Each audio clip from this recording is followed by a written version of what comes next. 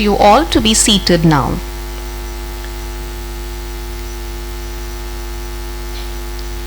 Vidya Lankar, the name synonymous with educational excellence and success, is derived from the Sanskrit terms Vidya, knowledge, and Alankar, jewel.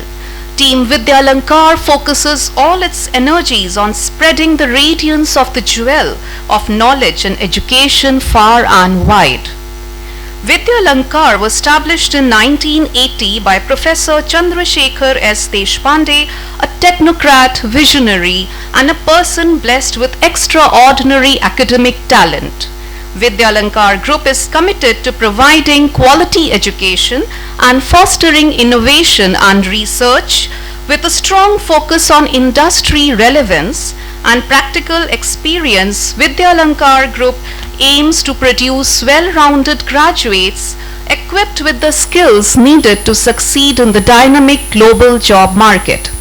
Our institutions, including Vidya Lankar Institute of Technology, Vidya Lankar School of Information Technology, and Vidya Lankar Polytechnic, offers a range of academic programs and opportunities for students to grow and develop. This summit will serve as a catalyst for driving transformative conversations, knowledge exchange, and insights to harness opportunities for growth and innovation. Without any further ado, I would like to invite our keynote speaker for the day, Mr. Rajiv Krishnan, MD and CEO, Mafoy Strategic Consultants. Rajiv Krishnan is a co-founder and director on the board of the CIEL HR Group, which owns the Mafoy brand. He leads the technology, advisory, skilling, and managed services businesses of the group. Rajiv has over 3 decades of experience in HR technology, HR advisory in organizations like EY, Korn Ferry and DDI, where he held national responsibilities. As a business leader in these areas of the HR domain in both Indian and MNC environments, Mr. Rajiv has a clear perspective and a deep understanding of the current and future trends that are shaping the world of work. Rajiv is a graduate in mechanical engineering from NIT Trichy and completed his MBA from Acceleri, Jamshedpur. I request Mr. Rajiv Krishnan to come to the dais.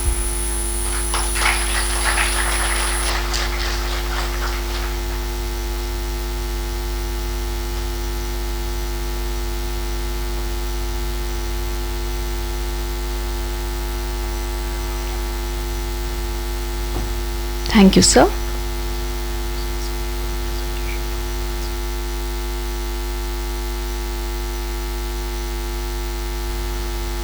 Please share the presentation.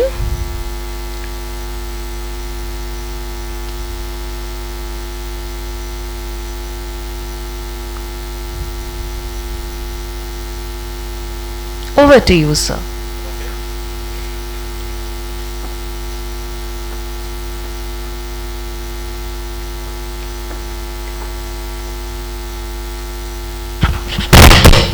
Hello.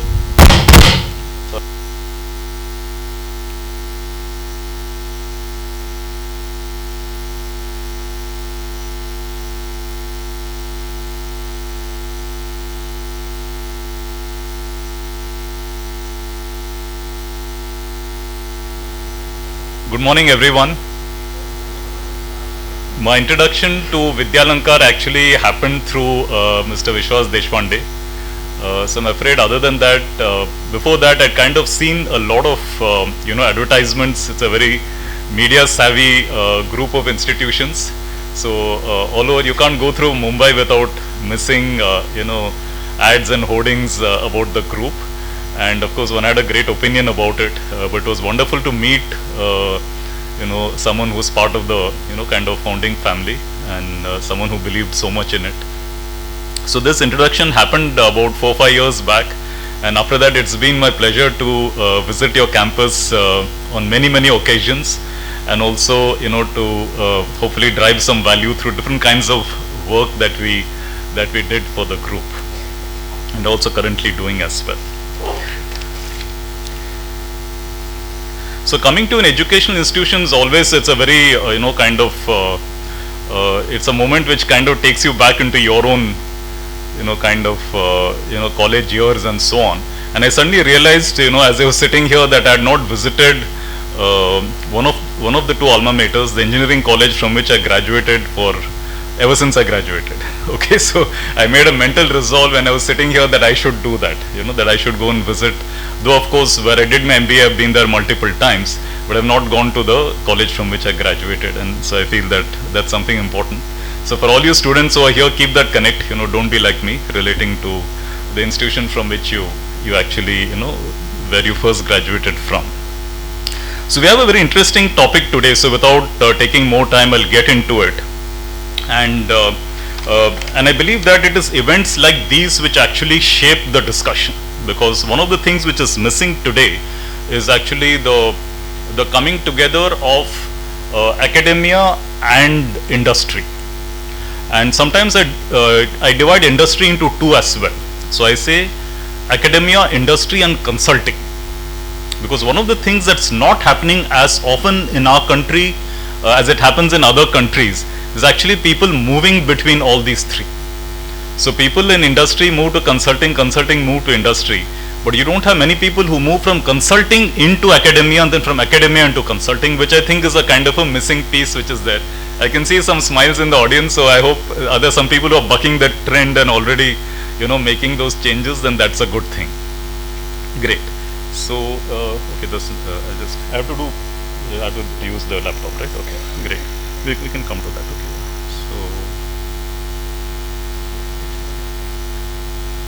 So okay, good. Okay.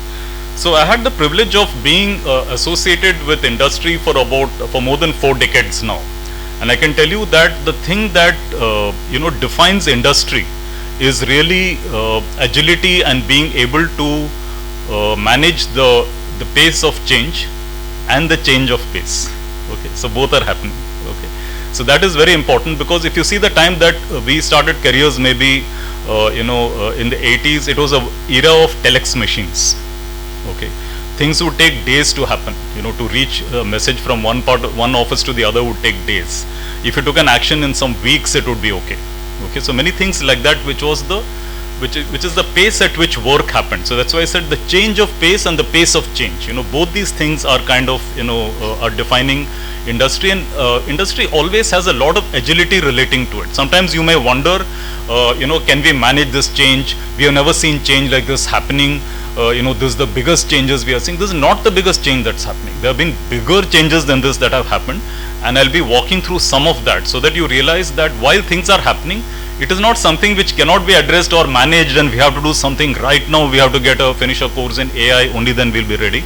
So it's not like that. Okay, there is a way to handle that change of pace. Okay, so with these opening remarks, I'll probably divide what I'm going to talk into 4 areas. One is we'll understand the shift that's happening, what exactly is happening and why are we concerned about this shift, and why are we talking about the kind of jobs and skills that are needed.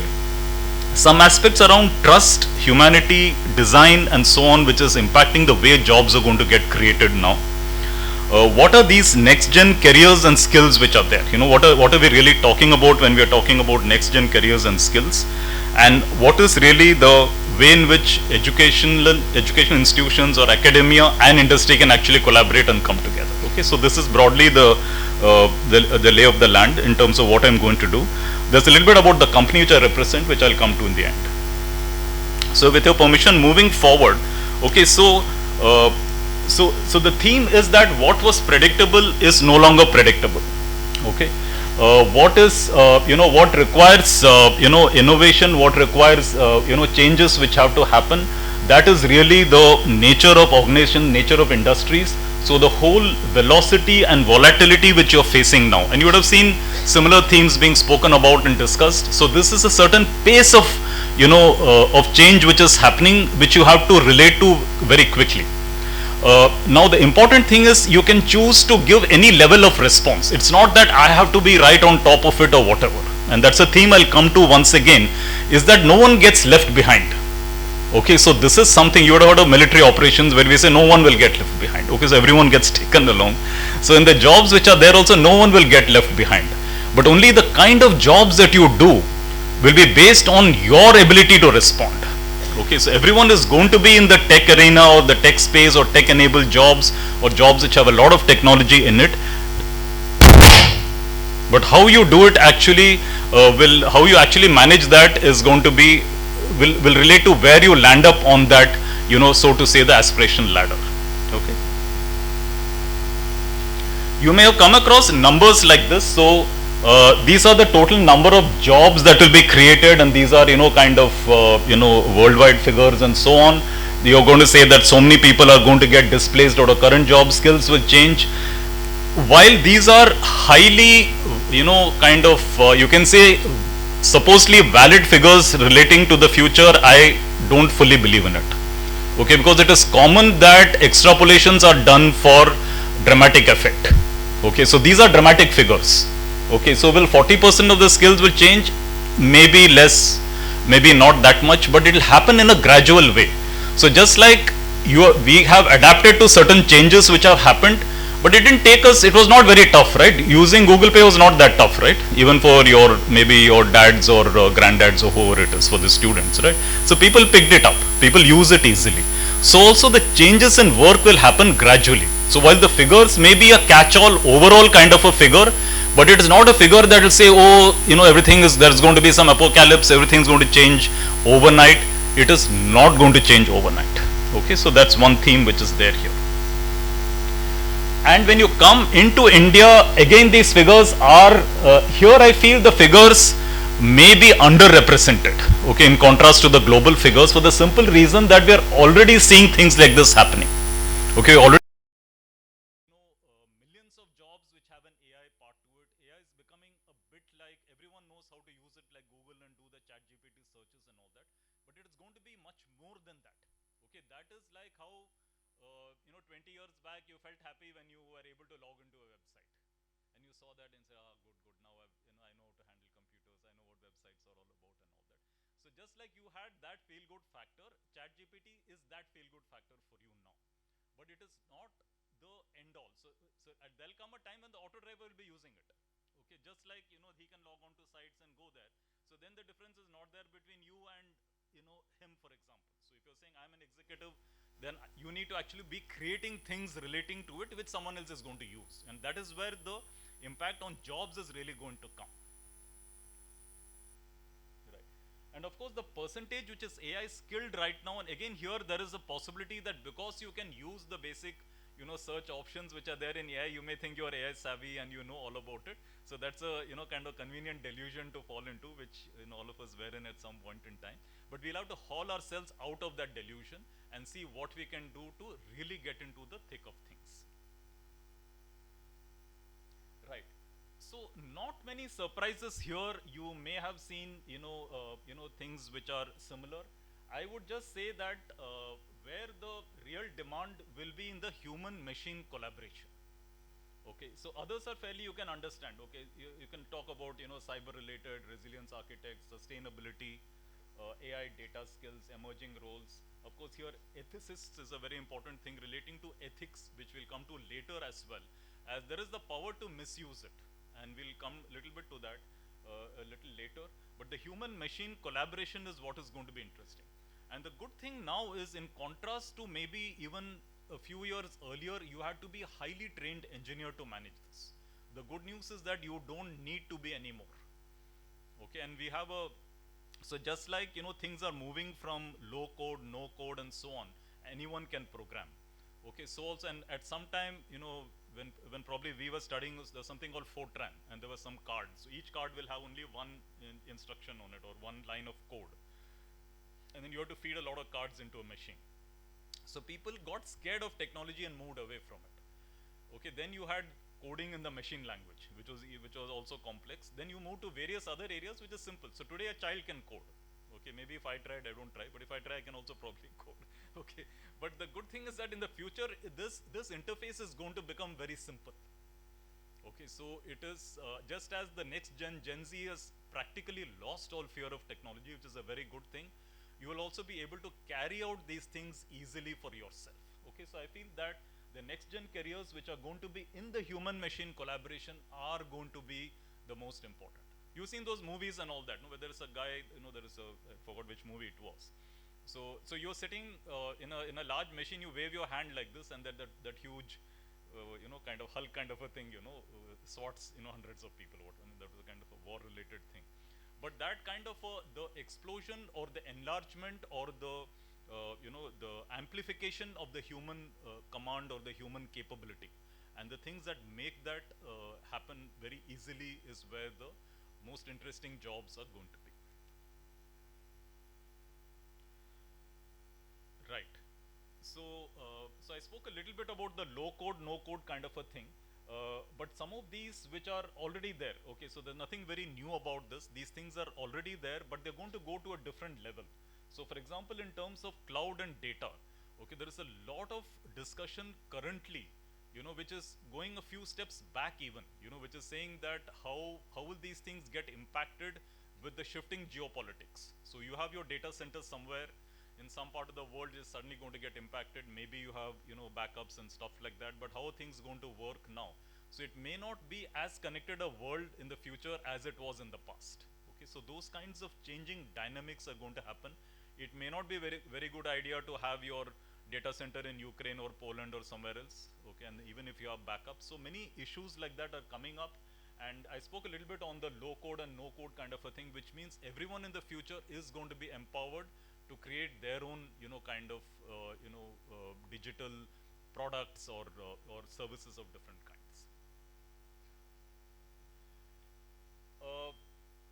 The central part of it I'll start, which is the human-centric design, is fairly intuitive. I mean, we all understand it. We know that this is how, maybe Apple and several companies, became very large. They understood exactly what those interfaces like.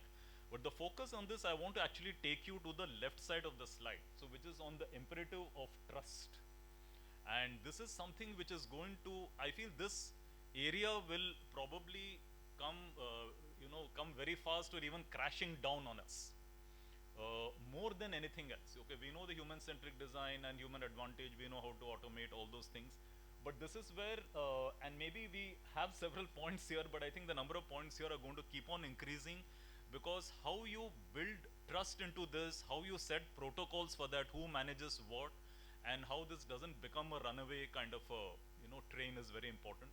There was a case which happened some time back. I had kind of, heard someone speaking of it in a conference where apparently, so we said, white collar, gray collar, brown collar, metal collar. Okay, so metal collars are the robots. So then he said, apparently in one company, the robots started fighting with each other. Okay, this is a story I heard. I don't know how far it is true. So they kind of ganged up. Two gangs formed. Okay, the highly intelligent, robots, and then it became difficult to reduce the level of intelligence in them.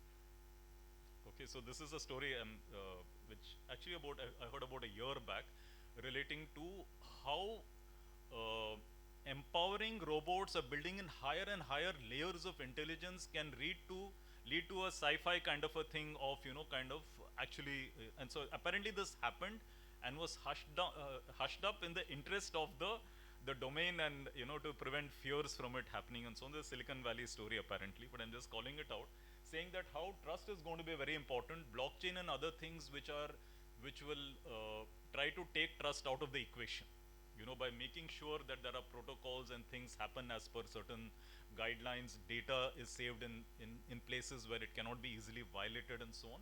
These are going to become important. And linking up with the theme, these are the areas where the jobs could come up. Okay, so different kinds of jobs. A lot of people, including myself, use these words as buzzwords. Okay, we are using these as buzzwords without going very deep into the technology involved in it. So I'm using blockchain, but do I really know what is there at the depth of it? Can I come up with something which is, really new to the industry or which nobody has heard of? It's doubtful. Okay, so more and more, I think the layer of superficiality will also go away. Okay, so when we are talking about something, we need to know it in depth. Okay, you have to know really what it is and how it works, and can I contribute to it. Okay, there is a story actually in which kind of it talks about, I'm just going off the topic a little bit, but this may help you understand. So when you look at analyzing jobs, okay, have I got all your attention, folks? just follow this. If you're not following anything else, just hear me for the next 2 minutes. So there is an example given about how you analyze jobs. Okay, so we know that jobs are basic at a certain level, then they become little more complex, and they become little more complex after that. So somebody wanted to explain this to the, so that it's commonly understood why certain jobs are different. So he took the analogy of a book. So छोटू वहाँ से वो file लेके आओ. So Chotu goes and gets the file. So he brings वो किताब लेके आओ वहाँ. So he brings the book. So the person who can bring the book, वहाँ से देख के ये book लेके आओ. Okay, so that's the next level where you're bringing a book which you have to see the titles and bring that book. Okay. Then you say that इस topic पे जो बुक्स है वो लेके आओ. So I have to understand that there are many topics and I have to bring book relating to that topic. That's the third level. Then you say that can you find this chapter in that book? So the person goes through that. The next level is can you understand that chapter? The next level is can you pick up similar things from similar books? So what will be the level after that? Sorry? Zarina, yeah? Yeah, write it on your own. Before that, maybe teach and then write and then contribute to it. You understanding this? So, from saying I brought the book, I carried the book, I read the book, I understood the book, you have to say I taught the book, I wrote the book. You're getting that? So, that is the hierarchy of jobs. That is the hierarchy of job. This is an example given actually in a topic called job evaluation. And there are certain things around it which are there. So one of the classical ways of evaluating it, which is the Hayes method of job evaluation, gives this example. Okay, and why I'm saying this to all your students is that you can be the person who brings the book, or you can be the person who writes the book. Okay, that choice, that spectrum actually defines the spectrum of jobs. That is not going to change. Okay, and each of you have to decide where you want to fall in it, how you will kind of, progress in it and so on. So I have not written any book, so don't feel threatened. So I'm also somewhere in between. But yeah, but it was a wake up call. So when I read that, then I realized, oh no, so this is what, but I read it very late in life. So I'm telling you this while you're still in your early 20s, that okay, be prepared and get into some topic so deeply that you can write about it one day. Okay. Great. Yes. So these again are fairly intuitive. We have heard about these. Okay, EI is going to. I just want to call it emotional intelligence. Out of all of these, I can do all this rigor, vigor. I can do fluency technically. I can write algorithms, everything. But emotional intelligence is becoming increasingly important. Okay, I'll ask you a question. Let's say So I worked in firms which hired CEOs and all that. Okay, so within the first 2 years of hiring a CEO, okay, what is the failure rate? You got the question? Okay, CEOs are being hired. Okay, within the first 2 years, how many CEOs fail? Fail meaning in the words of the board or somebody. I mean, it can be subjective, but I'm just saying who failed to deliver on what was given to them and all that. So, any guesses on that? How much? 90%? No. 70, okay. So, little more optimistic, okay. 50 hai yaar. It's around 50. Okay, it's somewhere little around 50, okay, but yeah, so luckily it's not too bad, otherwise folks will be out of jobs like headhunters and all that. Okay, but that itself is a large number. Okay, and those people, and you know how hiring happens at those levels, let's say 3-4 CVs are there. Okay, all the CVs look excellent. थोड़ा बहुत wordsmithing होता है, but even if you leave that, everybody is some top institute or some top कहीं पे overseas qualification है, Ivy League है, ये है, worked in MNC, all those CVs look great.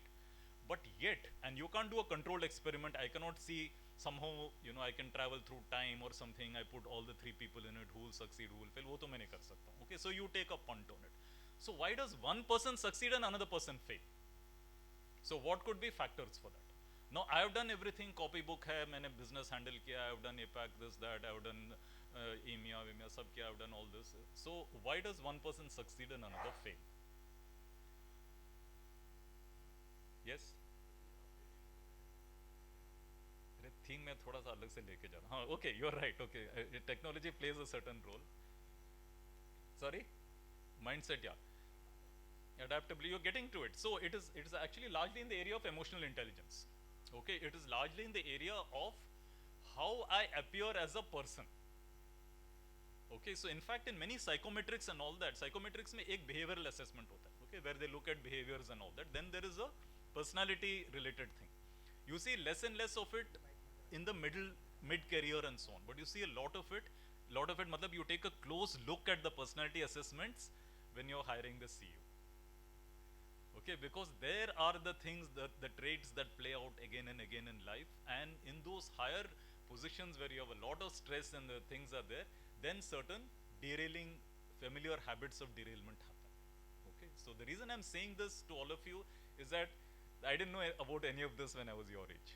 Okay, or I'm assuming a lot of people here are in their 20s, but it's good to know it at this age so that you can be more aware of yourself. Okay, and see what are the things that you need. You can't develop it or anything like that, but you can manage certain things and you can be aware of it. So EI is going to be very important in the days to come. How many minutes have I got? I think of kind of, anyone's keeping track of time, sir? Okay, no one is, then I'll go on for some more time. Okay. Right. Yeah. So again, this is not original. So these are reports which have been published relating to the top skills which are going to be in 2030. I partially believe this, not completely. Some parts of it are intuitive, you can guess it and so on. But I feel certain things relating to,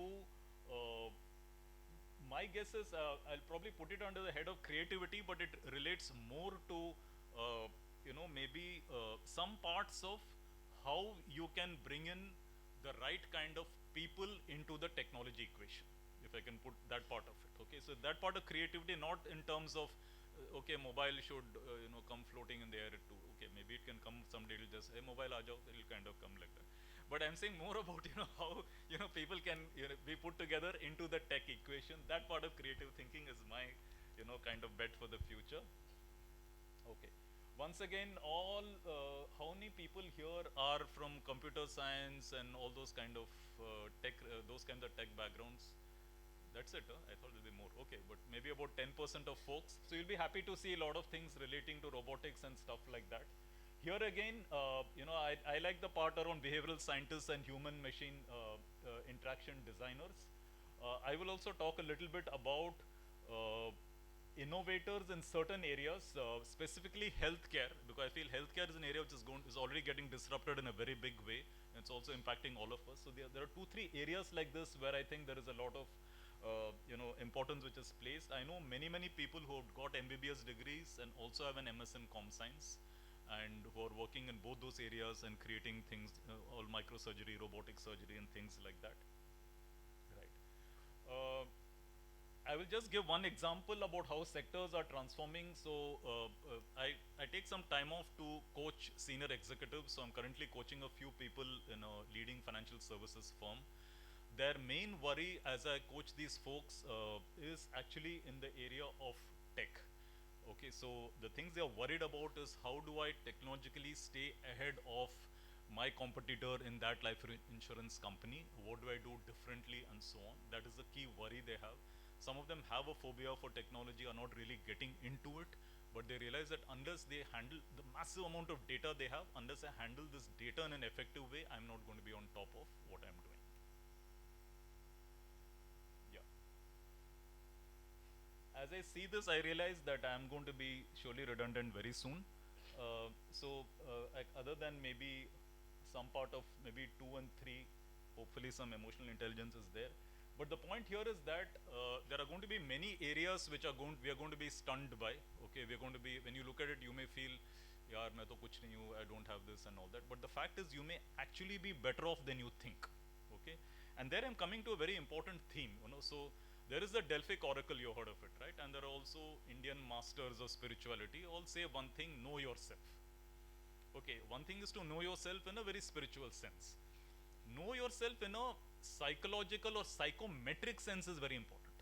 Okay, so fortunately or unfortunately, I took my first psychometric when I was, kind of quite old. Okay, so I was well past my 30s and all that. Okay, so I felt the report didn't look good, so I kind of hid the report. Okay, so what did I do? I hid the report. Okay, now I hid it for some good reasons. Okay, so I hid it. So my wife is a psychologist. Okay, so she's a clinical psychologist. तो मैंने सोचा यार इसको बवाल much जाएगा, इसको मैं छुपा देता हूँ कहीं पे. So I hid it. So one day she happened upon it. So then I found her, looking at it and feeling sad. Then I asked her, what happened? Why are you report? तुम्हारे report है जो मैं देख रही हूँ. And I said, so what? If I'd seen this before we got married, I wouldn't have married you. So I said it's too late, and now I'm safe. So, but anyway, you can do what you want with the report. But jokes apart, the point that I'm saying is that there is nothing like a good or bad psychometric report, incidentally. So my thinking that it was bad was not the right thing. But it shows up certain things. So if you know the factors which are there around that, there are some clear factors commonly referred to as the big five ocean, which are there. These play out in an impossibly steady way through life. These five factors which are there, I won't go into that, you can maybe check it out. Ocean factors, openness, kind of conscientiousness and so on, these play out repeatedly in life. The reason I'm saying this is that these are going to dictate the EI part of you, okay, how your emotional intelligence pans out.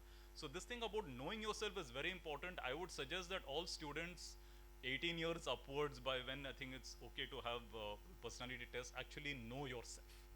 Okay, it's important to know yourself, and from that, figure out the things which will work for you, which won't work for you, what are things you need to, maybe do some little bit of work on and so on. It's important to know who you are. Okay, there's one more thing, I'll come to that. So we spoke about this. I would actually add consulting also. I think there is, thanks to maybe the consulting fraternity which is represented here, I think we moved some way on it. But I think consulting is a very big part in it. Don't discount it, folks. Sometimes industry and consulting gets clubbed together, but consulting has a lot of insights specifically relating to the world of academia. Yeah. So inclusivity, if it can drive in the future jobs, those jobs are going to be important, and that will be the way the industry goes. Not just automation, but amplification of human possibilities, meaningfulness more than prosperity. I guess these are the final things which I'd leave you with. Maybe a little bit about the group that I represent. So some brands you may hear, we are a kind of house of brands. So the CL group actually owns all these brands which are relating to anything and everything in the HR domain. So you name it, that's there with us. It's a firm which satisfies every requirement which is there. I'll just talk a little bit about the top one, which is into staffing and so on, and also the central one, which is into staffing. So here we are following the principle which I mentioned earlier of nobody gets left behind. Okay, one of the themes which for us this is very important, because the staffing world addresses a little bit of the flotsam and jetsam of the employment world. Okay, and help them get into regular employment and so on. Tomorrow you will also see, you'll also maybe be hiring from these kind of categories of people who come as contractual, but of course contractual is taking the meaning of gig as well. So it's not necessarily people who have a lower capability level or lower end jobs and so on, but there's a lot of work. Yeah. We shall now play national anthem. Oh, today's Please stand in respect of the national anthem. late every day. Oh, sure, sure. Yeah. देवियों और सज्जनों, जल्द ही राष्ट्रगीत शुरू होगा। राष्ट्रगीत के सम्मान में सभी जनगण खड़े हो जाएं। बंधु भगिनीनो, लवकरच राष्ट्रगीत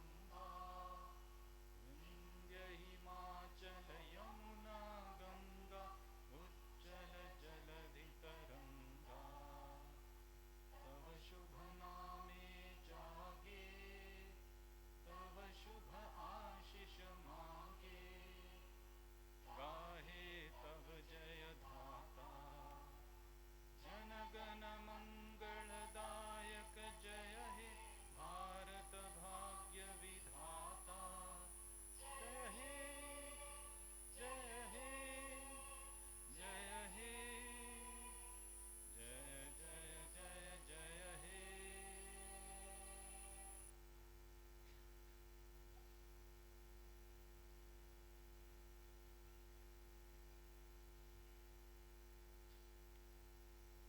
I think that's a good practice. So I'll just winding up the presentation, talking a little bit about the firm that I represent. So these are the complete areas of HR that we are into. One more thing is that we have gone little backward integrated into campuses and campus upskilling, because we feel that when the workforce is coming into the market, they may not be quite ready. And that's the other thing which I wanted to leave with you, is that a lot of things relating to your own preparation for the future is going to happen in the campus. Gone are the days where we wrote exams and mugged up books and wrote exams. I think that is still there, but I think institutions like Vidyalankar are at the forefront of bringing in these different aspects which are required in addition to what the university says. Okay, and looking through the past question papers and cramming for the exams and all, that's a good part, that's there. But in addition to it, these opportunities for industry and academia to come together, it's really appreciative that Vidyalankar has taken this initiative. Thanks once again to all the leaders from Vidyalankar, all the leaders from industry who are here, and all the students who are here and kind of sat patiently through this. So thank you very much, and with this I'll hand it over and to the next set of proceedings which are there. Thank you so much.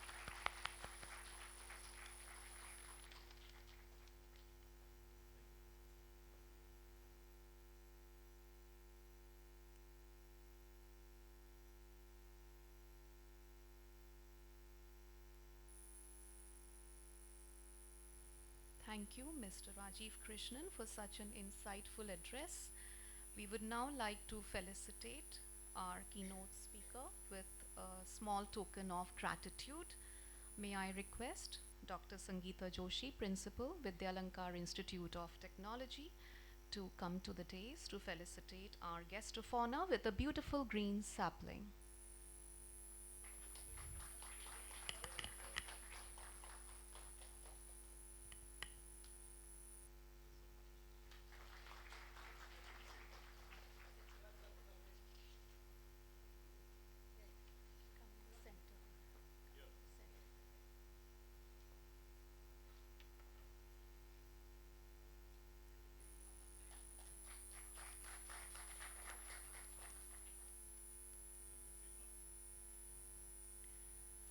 Thank you, madam, for doing the honors. A big thank you once again to Mr. Rajiv Krishnan, our keynote speaker of the day.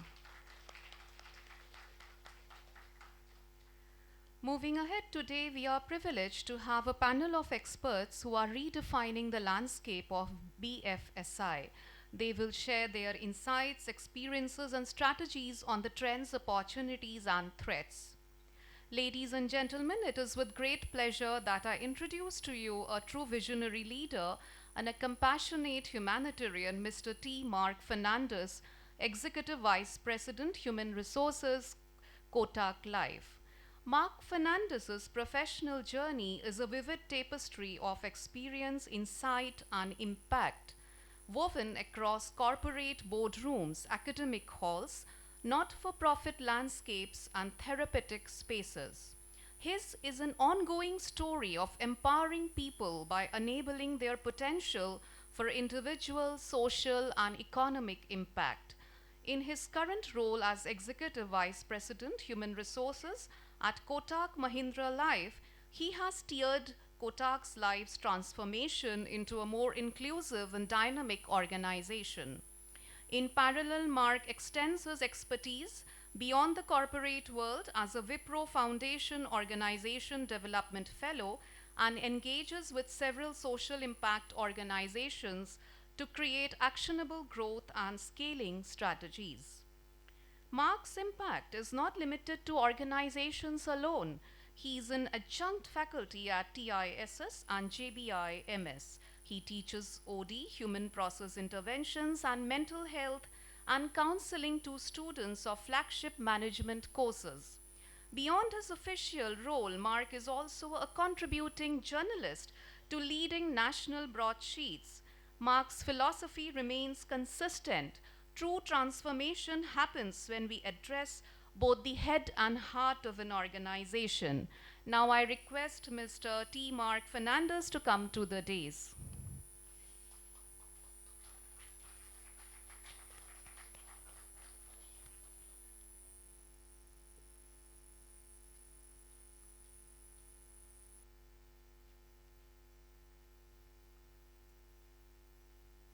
Thank you, sir.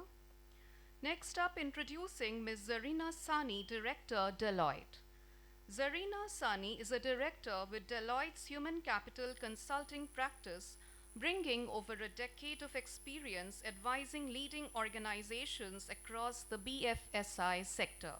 She has worked extensively with India's top private and multinational banks, major NBFCs, insurers, and global financial institutions, delivering impact across workforce productivity, rewards optimization, operating model, and structure design and talent frameworks. Before Deloitte, she has worked with Aon. Zarina has led mark engagements across India, Sri Lanka, and Bangladesh, shaping the future of talent and workforce practices for some of the region's most prominent financial service players. I request Ms. Zarina to come to the dais.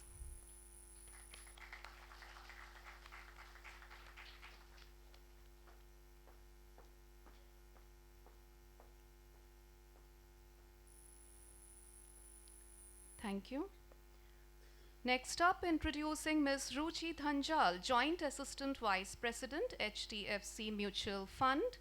Ruchi Dhanjal is an accomplished HR professional with nearly 15 years of experience in strategic HR management, talent acquisition, HR business partnering, campus engagement, and employee engagement. She currently heads the talent acquisition function at HDFC Asset Management Company.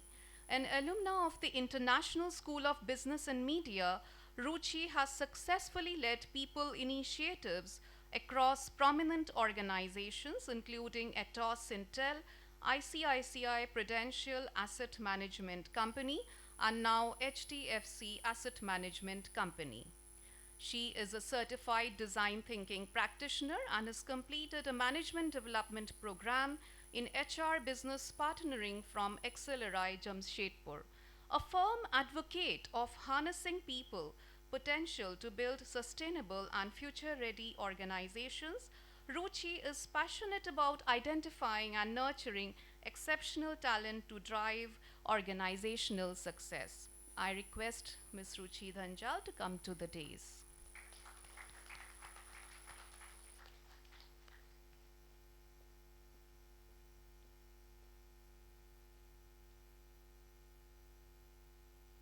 Thank you.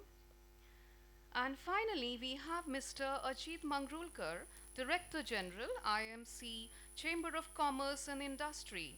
Mr. Ajit Mangrulkar is a senior management professional with around 35 years experience. Prior to taking on the role of IMC as Director General,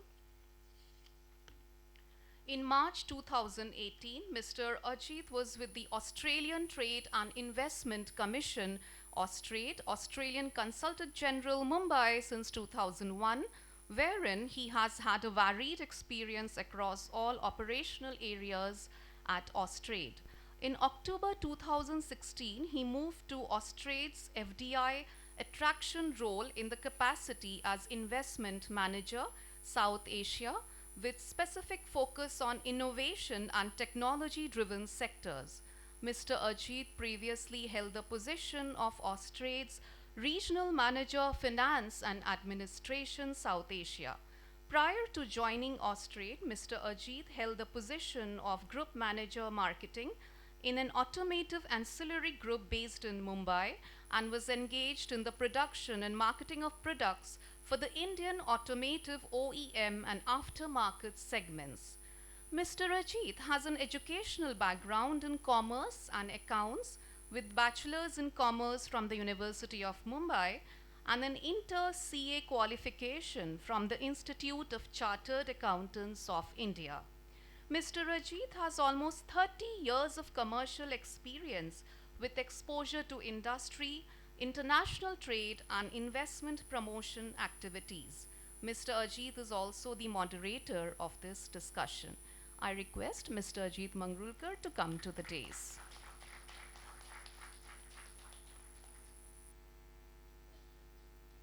Thank you to all the speakers. I hand over the dais to Mr. Ajit now. Over to you, sir.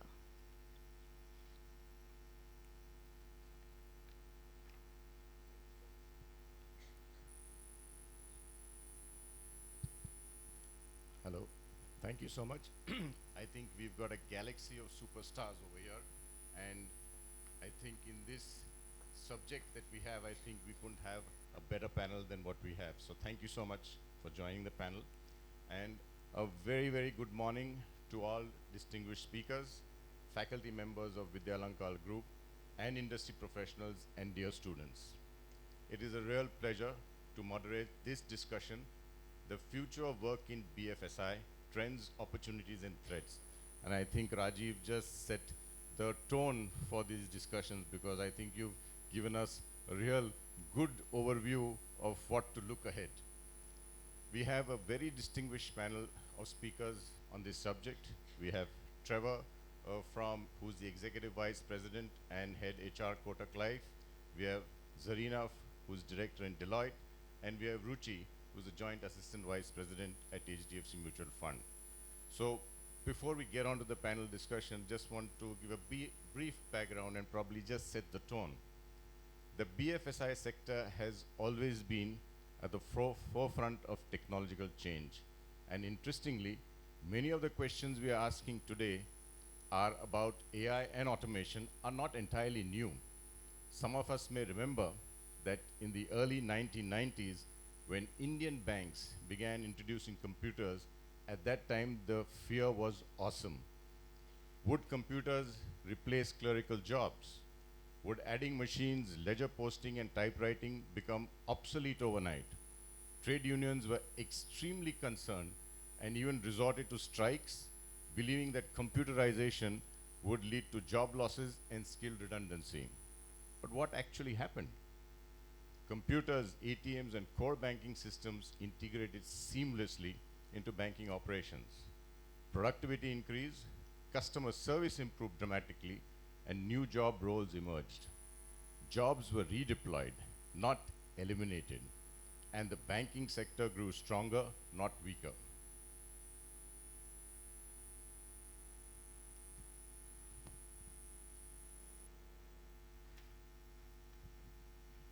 So let's fast forward to today. We are witnessing another transition, and a huge one this time led by artificial intelligence, machine learning, and automation. Digital transformation and talent. Digital transformation in BFSI is no longer a project or a phase.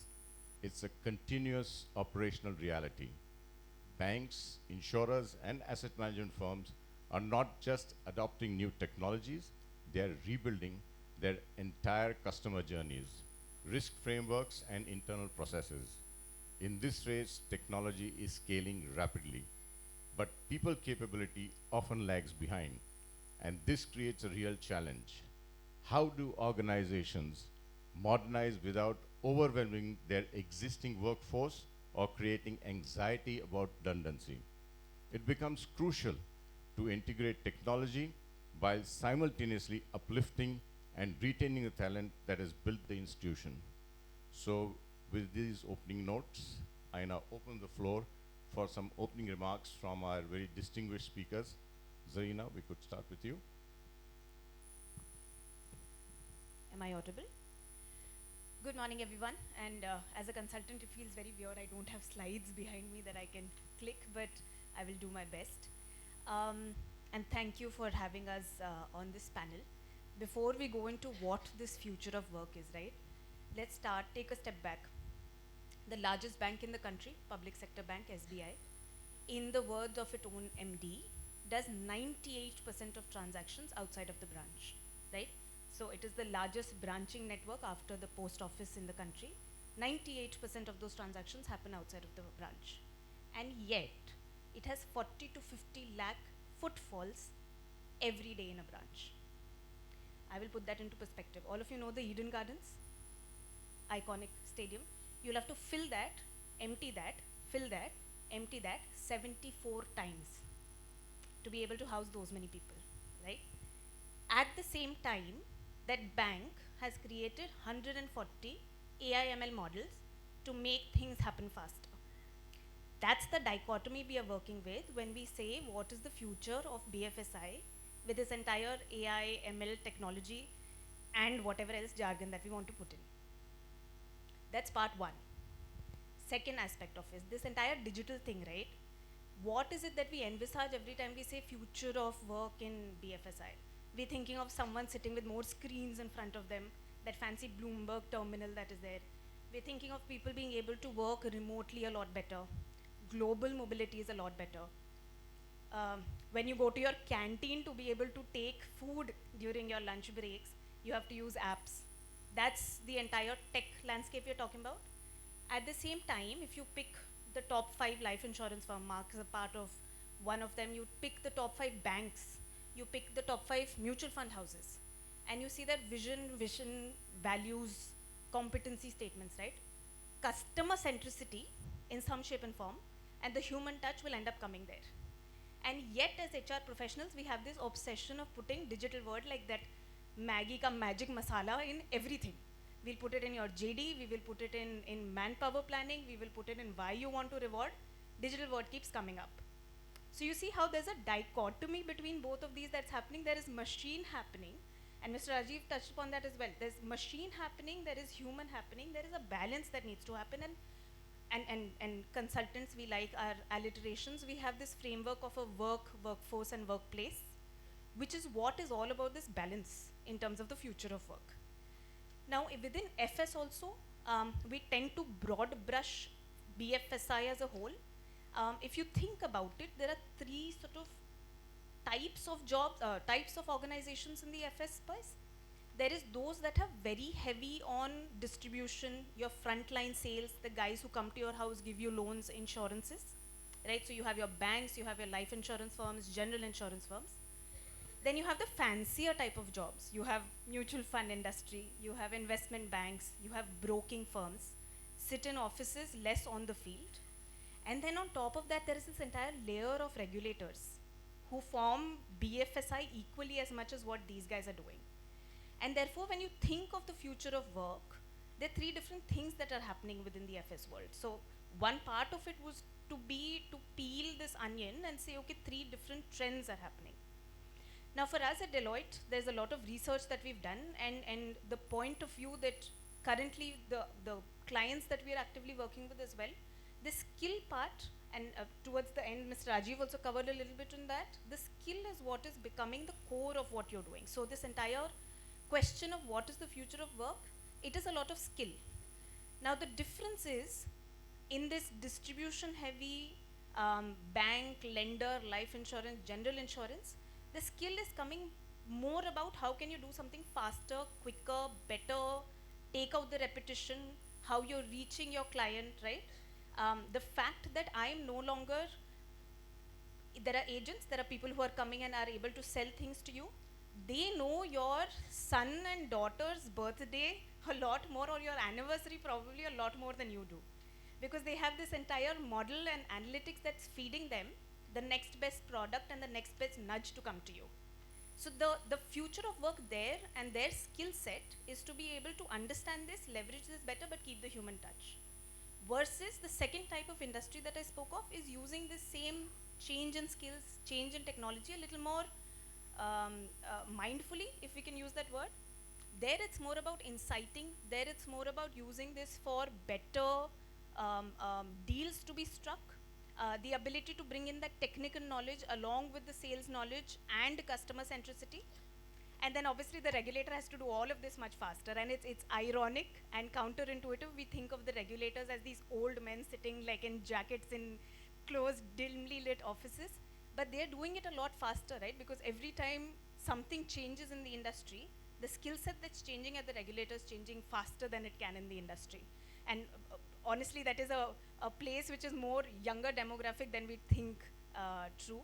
But to keep this short, in terms of future of work in BFSI, I think skill becomes now at the center of everything. How you're using that skill, and skill for a long time we keep thinking about in the sense of AI, ML and web design. Skill could be as simple as how you connect with your customer as well. So how that skill is getting utilized is probably the change that we will see and will become important for those joining the industry as well, in terms of how you imbibe and how it's being utilized. That's my limited point for now.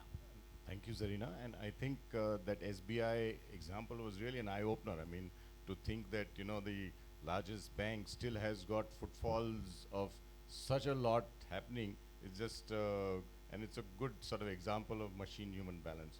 So over to you, Ruchi. Love to hear your comments. Good morning, everyone. First of all, thank you so much for inviting us for this wonderful panel discussion. The topic, indeed, is something which we all are talking about these days, not just organizations, but colleges and individuals as well, worried, overwhelmed as to what's going to happen next. First of all, Rajiv, I think you've covered almost everything. So we'll try to do our best. Let me start with this, okay? So I'm a millennial generation, okay? And we saw the internet revolution when it happened. When I talked to my daughter about the generation previous to us who never had computers, who never had internet, and she thinks I'm talking about some dinosaur era. And she's like, how is it even possible? So she's of course Gen Alpha. We are now grappling with Gen Z, and grappling is a word, sorry to say that, but we are trying to figure out the entire mindset and how do we bring that equilibrium in the organization. So Gen Z is our iPhone and the social media generation. Then the Gen AI is the generation next that we're going to soon welcome to the workplace, who will never know a world without AI. Those are the AI babies who are growing up in this world, and that's the reality. So what I'm trying to tell here is that when internet revolution happened, no one was prepared. No, okay, and I think that time we didn't had social media, and also hardly there was any allowed communication around that. But it just happened. It set in, people accepted, people learned, and we have moved on. And now again, we are in this digital revolution, technology revolution, and it is going to be our life. And sooner we take it in the positive stride, it will be better. We are in a very transformative crossroads right now. We are talking about triple T here. One is technology, we have talent, and then we have trust. Trust is going to be the centerpiece here. So technology and talent along with trust is actually going to drive organizations into a space which is going to be the future. So with this, thank you, Ajit.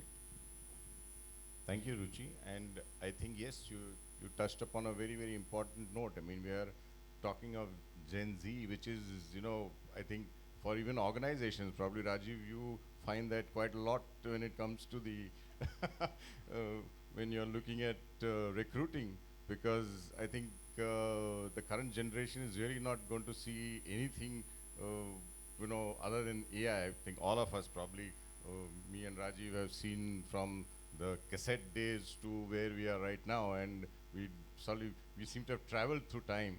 But yes, I think what you touched upon, technology, talent, and trust, is something which will probably be the sort of basis for everything that we do.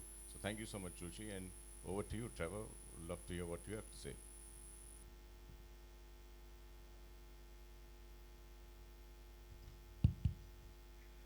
So the focus here is in terms of how BFSI and digital are working together, right? So we also need to understand the genesis of the BFSI sector.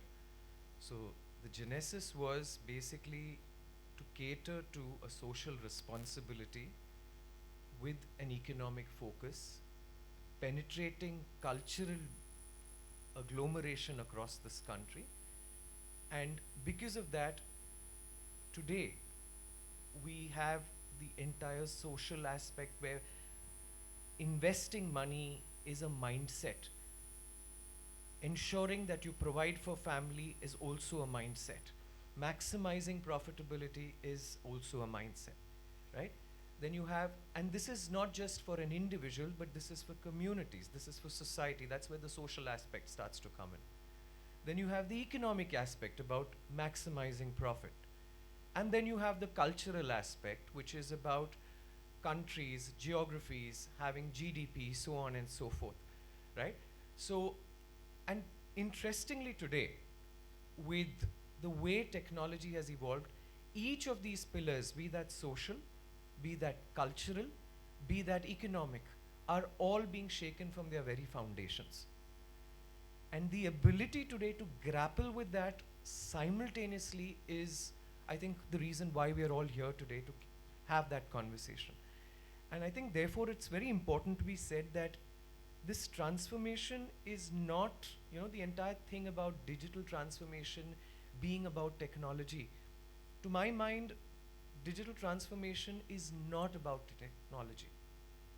Digital transformation is about people and the people who use it to drive change. Because the focus here is on the mindset. It's never about technology. It's about adopting technology to meet your social obligations, your cultural requirements, your economic mandates, so on and so forth. And this will continue to happen. The pace, like Rajiv mentioned, is only going to increase. The periodicity, I mean, we've seen how technology change over a period in time has only reduced in frequency interval spacing. What took 10 years today takes 5. In future it'll take 1. Then it might take a couple of months. And I think the only way to go into the future is to be open to learning, being adaptive and agile, and adopting a curious mindset. And I think we'll be happy to hear a lot more about that as we go through the panel today. Thank you. Thank you, Trevor. And I think it's an interesting aspect that he touched upon. I mean, he said we have to look at the social, economic, and cultural aspect. And here also the emphasis is on people. I mean, if you saw, everyone had different sort of opening remarks to make, but if you see the baseline, it is people. So the future of work in BFSI, even if it's technology, it's finally us, the people, that are going to make it happen. It's not machines that are going to take over us. So with that, I think we'll get into a question answer round, and I keep it open for all the 3 panelists. I don't want to go to, because I want to hear everyone's views, because all of you all have got such interesting experiences and views. So just a thought, in fact, I think something we were discussing prior to this panel is something which, Trevor, you touched upon, is digital ethics. That's something which probably I think the audience would be happy to sort of hear from you all, because we are seeing so much in the digital space that what is right, what is wrong. I mean, are we doing the right thing, are we doing the wrong thing? So from your experience to sort of all that you've sort of seen, love to hear the panelists' views on digital ethics. Trevor, we'll start with you. A very important discussion, that because I think as technology starts to transform, it obfuscates the difference between what is right and what is wrong. Because increasingly we don't know what is right and what is wrong. And Rajiv used the word ethicist, right? I completely resonated with that. The understanding of right and wrong in an era where technology is advancing is very difficult. How much is too much is also very difficult. One person's privacy is another person's access. One person's openness to accept information is another person's, sensitivity to how much he or she is willing to share. And who knows where the lines are drawn? No one knows, because nobody knows what the line is. And increasingly today, the ability to debate that is going to be very important, and that's why trust. Because there has to be a common definition of trust. There has to be a common definition of what is good for humanity. It cannot anymore be about individuals or organizations or nations. It has to be about humanity, because this is a wave that is going to cut through at a very human level. And therefore, the ability to have that sensitivity to say, is this in the greater common good of humanity, versus is this in the greater common good of my need to maximize profit, or build a brand, or at the end of the day see myself as successful, is going to be very important. And a simple case in point when it comes to digital ethics is today we're looking at information sharing, right? Uh, Very simple, when you're talking about KYC norms, well, what is started as a regulation, increasingly organizations, industry bodies want to know more, and they are right because they need to know the person at the other end staying invested in the organization for its products and services. But there are lots of information pieces that are being asked. We also have the DPDP Act, right? At the end of the day, that's what's also coming into play. On the one hand, it is good because it is making things a lot more transparent. But how much of transparency is too much of transparency? Where the individual feels vulnerable to share, feels exposed in ways that they don't or they're not ready to be exposed, is where the debate has to lie. And therefore, this entire focus on digital ethics becomes very, very important. And the only way we can make sense of this beast is collectively, not individually, through discourses like this. Thank you, Trevor. Ruchi? So, data is one word which is kind of everywhere. We are all talking about data mining, data collating, data security. So, what exactly is this data? Zanina just mentioned about how information like anniversary, your child's birthday, and all of this is getting stored, shared, used. So, data ethics actually is going to be the most important piece for an organization henceforth. That's how principally we'll have to train people, train organizations, and train individuals around, as Mark mentioned, how much should be used, where all can it be used, and why it should be used. I think all these questions need to be asked before we actually go ahead and use that data. In asset management space, we do a lot of predictive analysis these days. Predictive analysis again uses a lot of data. How exactly are our consumers buying funds? What kind of funds? What's the tenure? For how many years are they holding? What kind of that's huge amount of information from customers that is being analyzed. Good exercise, yes, will take organizations into a long way, but ethics and ensuring that information is being used in a manner which doesn't violate any of the rules or privacy of individual is something which will be the center. Over to you, Zarina. How many of you have been class monitors during school, college, or even now? Anybody here? You remember how much of a pain it was to get everybody to do what you needed them to do? Now imagine a bank needs to do that for the amount of transactions that it is doing, right? So to what both of them have mentioned, one part of it is you and your responsibility. From an organization's perspective, and especially in BFSI and that third layer of regulator that I spoke of, to have your job roles, workflows, processes, risk management, fraud management in a manner that today if I'm not there and Ruchi takes over my role, it's done in the same manner without the bias of what they've both spoken of coming in. So one part of it is me as the employee, the other is the organization getting its act right. So most financial services, because it's regulated, will have to make sure that your workflows, if you'll see, you'll have a lot more of KYC that they touched upon. There's internal processes and policies also like that. So I think along with the people side, an aspect of ethics and digital and safety comes from inside of the organization as well. Thank you all. I think it was an interesting discussion, and I think you all did touch upon, because I think digital ethics is something which all of us are grappling with.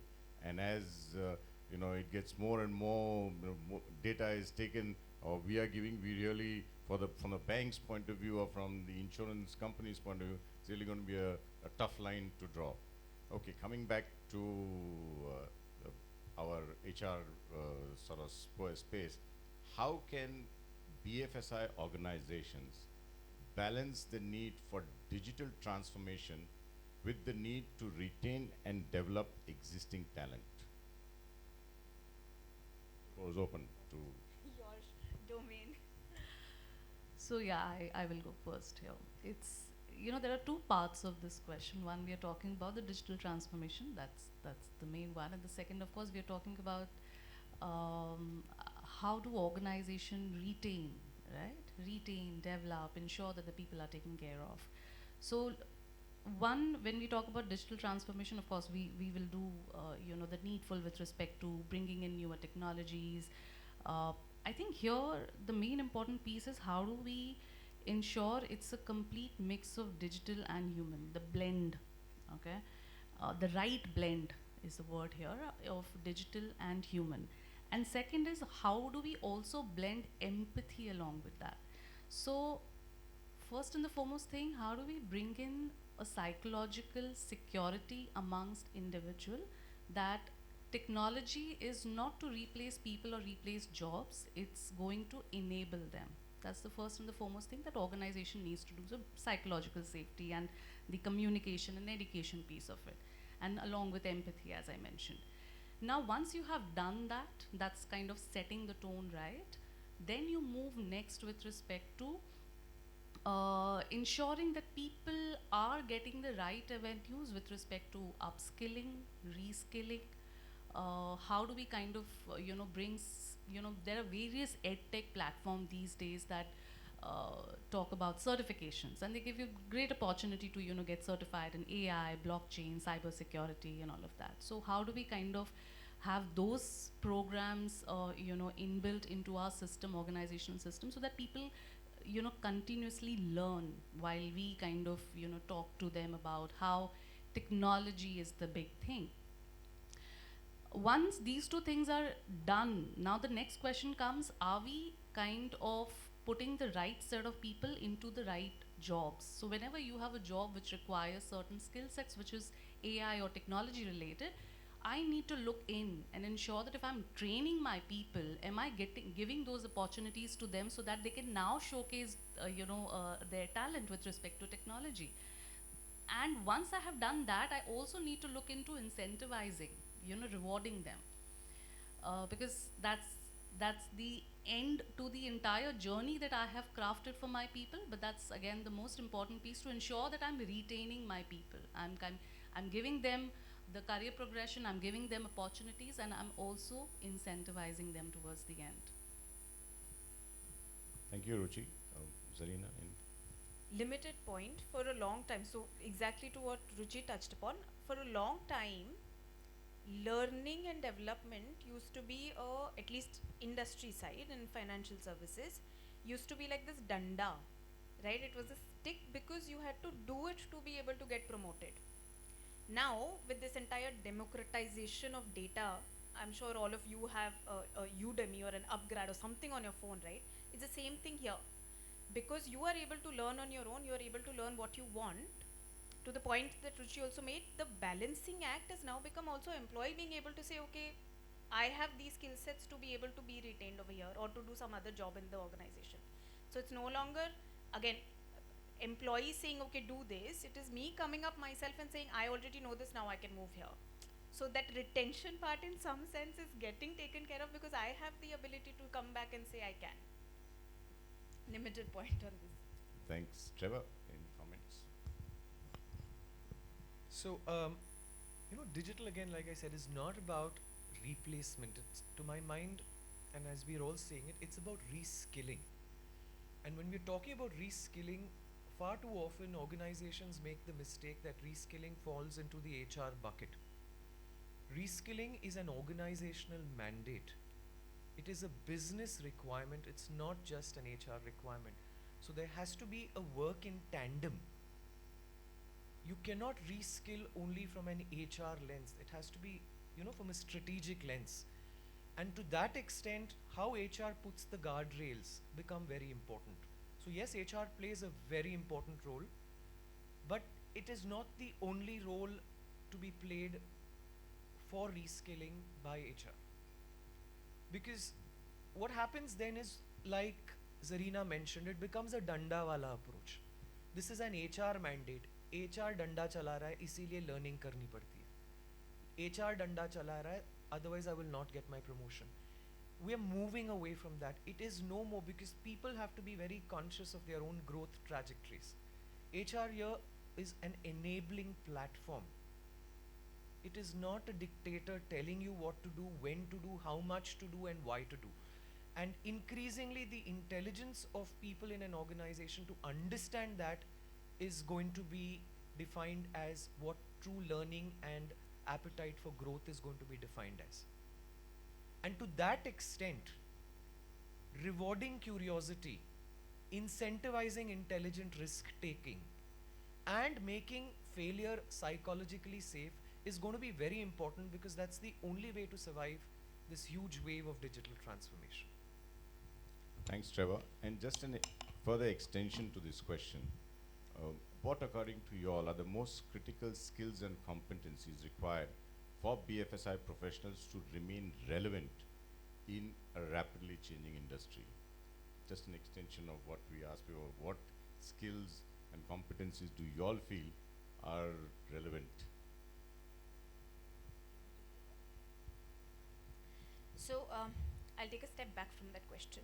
If you Google search what are the top skills required for FS in India today, your top 10 searches, in fact 20 searches into your next page will all say top 10, somewhere or the other it is about analytical thinking, customer centricity, and I'm sure those of you who are doing computer science especially are going to find it very fuzzy that I'm putting all my time into learning all of these technical things, and everybody on this panel has talked about humanity and talked about how you can make sense, but that's when you come into banking and financial services, one technical is this background and the hygiene that is there, a large part of that is applying, and therefore to the particular question of what kind of competency, the ability to get that technical into real life, and obviously because it's and Mark touched upon it, right, like the genesis of BFSI was because you're a fiduciary of someone's money.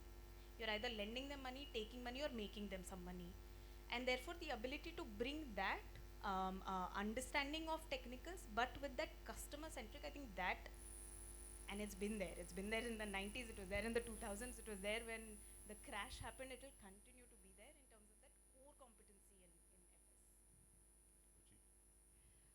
I will not talk about technological skills here. That's given. Okay, so let's look at what exactly do BFSI look for apart from all these things. The first and the foremost thing, financial acumen. That's not going anywhere in spite of any technology, any AI that we talk about. We still have people who are going out and meeting distributors, customers, HNI, ultra HNI, multiple people. That's the kind of the role that still is, and it's going to be prevalent because that's not going anywhere. With newer products coming in, we have a lot of new segments that gets introduced into the asset management, of course into the banking space also.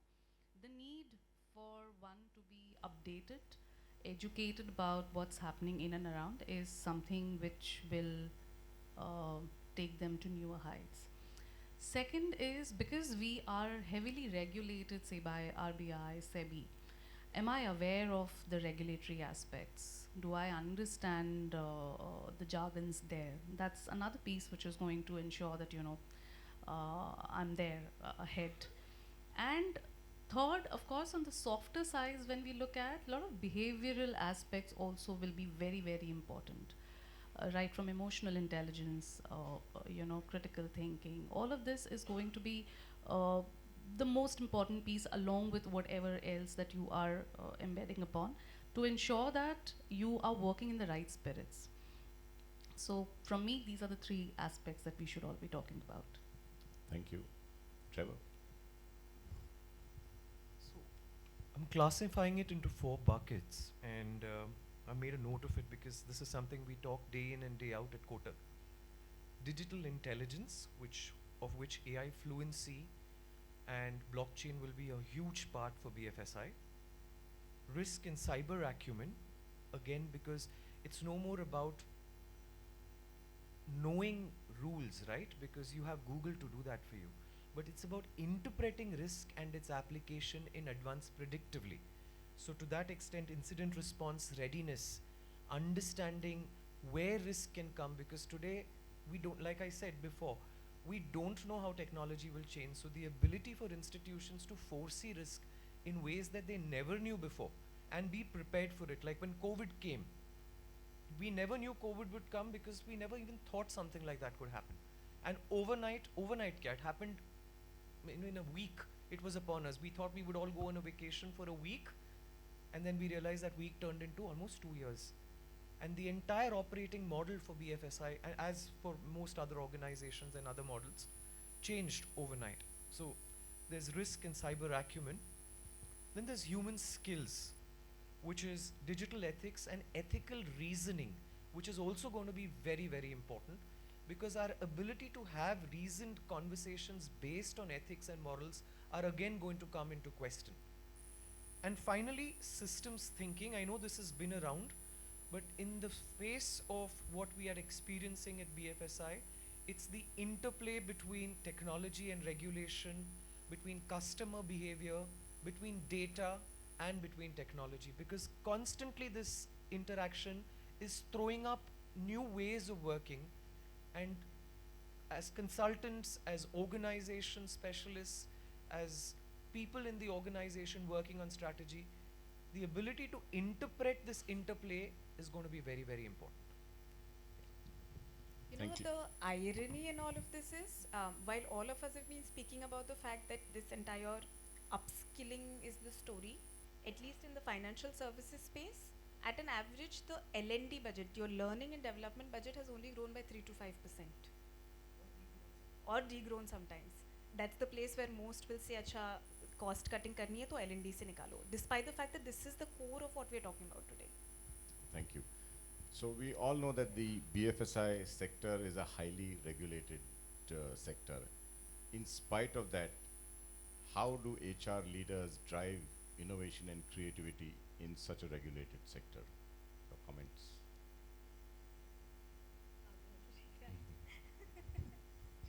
So regulation here is a boundary but not a blocker. And I think the ability to work innovatively and intelligently within that boundary is where the game is to be played. Because when you're dealing with crores and crores of money, and it's a fiduciary responsibility, as Zarina said, it is only natural that there have to be compliances and there has to be a regulator rapping us on our knuckles, telling us we are doing things right or wrong. Because sometimes, as is human nature, organizational nature is also to be carried away. So the ability to work within those boundaries is what is going to be very important. And to that extent, making it psychologically safe for people to experiment. Now, if you're going to be always scared of audits and therefore never innovate, that's not going to be helpful. So being able to take the decision to innovate, failing fast, and making it safe, because otherwise organizations only reward success. I think also rewarding failure for the right reasons is going to be very important. And to that extent, having little micro labs where you have sandboxes, where you have pilots of cycles so that you're able to understand how things work, measurable learnings, talking about failures and what we've learned will be very, very important, because that is where we are going to be able to make a huge difference within guidelines of regulatory bodies like the RBI, SEBI or IRDA and so on. Thanks, Jara. Ruchi. Two bits here that I just have to add. One is, see, from an HR point of view, since your question was more how can HR do this, so I think HR is the catalyst, a very strong catalyst in an organization who is going to drive. Now we are talking about a change from a technology aspect that's slowly getting into organization. The first and the foremost thing that we need to do is this entire initiative has to be top down. How am I aligning my leadership? How am I ensuring my leadership is doing the right communication? How am I ensuring that the leadership is making an effort first themselves to embrace this change and then talk about the change? So that's the first bit that as an HR we all need to do. Second, which Mark talked about, is innovation. We need to create a center and ensure that more and more people get associated with innovation, uh, and talk more about how is it that we can do things differently with help of AI. So as I said before, because we are trying to preach that it's more from the enablement perspective, we need to continue saying that, okay, now since we said that AI is there and you are going to get advantage out of it, what is it that you can do? How is it that from which role perspective can you bring AI, and you can ensure that, okay, probably my work time gets reduced, I get more efficient, I can bring in certain technological advancement with respect to certain work. So all of that will be helping me in ensuring that that innovation team not only comes up with ideas, but that gets implemented too. And of course, towards the end, you incentivize people. You kind of reward them for those noble idea generation. Thanks, Suji. Zarina? So we were working with the public sector bank fairly recently, and the thing that the CGM HR asked us was, I don't want all of these fancy benefits and flexible benefits and all of that the IT sector and the fintechs are giving them, rewards and recognition mein motorbike de di and all of that. I want you to be able to tell me that as a benefit, can I make my branch manager leave at 5 p.m. ताला बंद करने के निकल गए, and banking continues to happen, and he or she gets time with the family.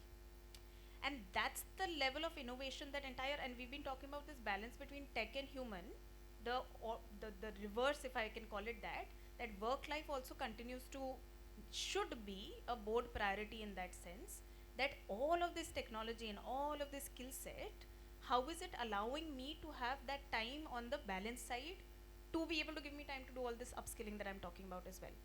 So for HR, one part of innovation, and I'm sure it's been again there for a while, but is shaping differently, is to say, in that work life itself, instead of giving quantifiable money and rewards and tangible things, how can I give back time to my employees without disruption to the rest of my business as usual as well? Thanks. So just one last question before we wrap up. I think we are running out of time. And this is, of course, keeping in mind that yes, the L&D budgets are going down, and we are sort of asking, but we are not giving in that situation. But from a leadership perspective, how can the leadership create a culture where there is continuous learning and support being given to the team in spite of within the budgets that are there? So what kind of sort of leadership culture, or how would leadership sort of go about? Just a quick thought on this, because yes, the budgets are not there or they're cut, but still leadership has to be, because otherwise how are you going to be giving the emerging trends and the technologies that keep changing? How do you support the team and the staff with it? So where does leadership come in, and how does it sort of manage this? I'll just take a minute here. Since I've already spoken about why it's important, for this entire exercise to be top-driven, that's exactly at the leadership level that it needs to start.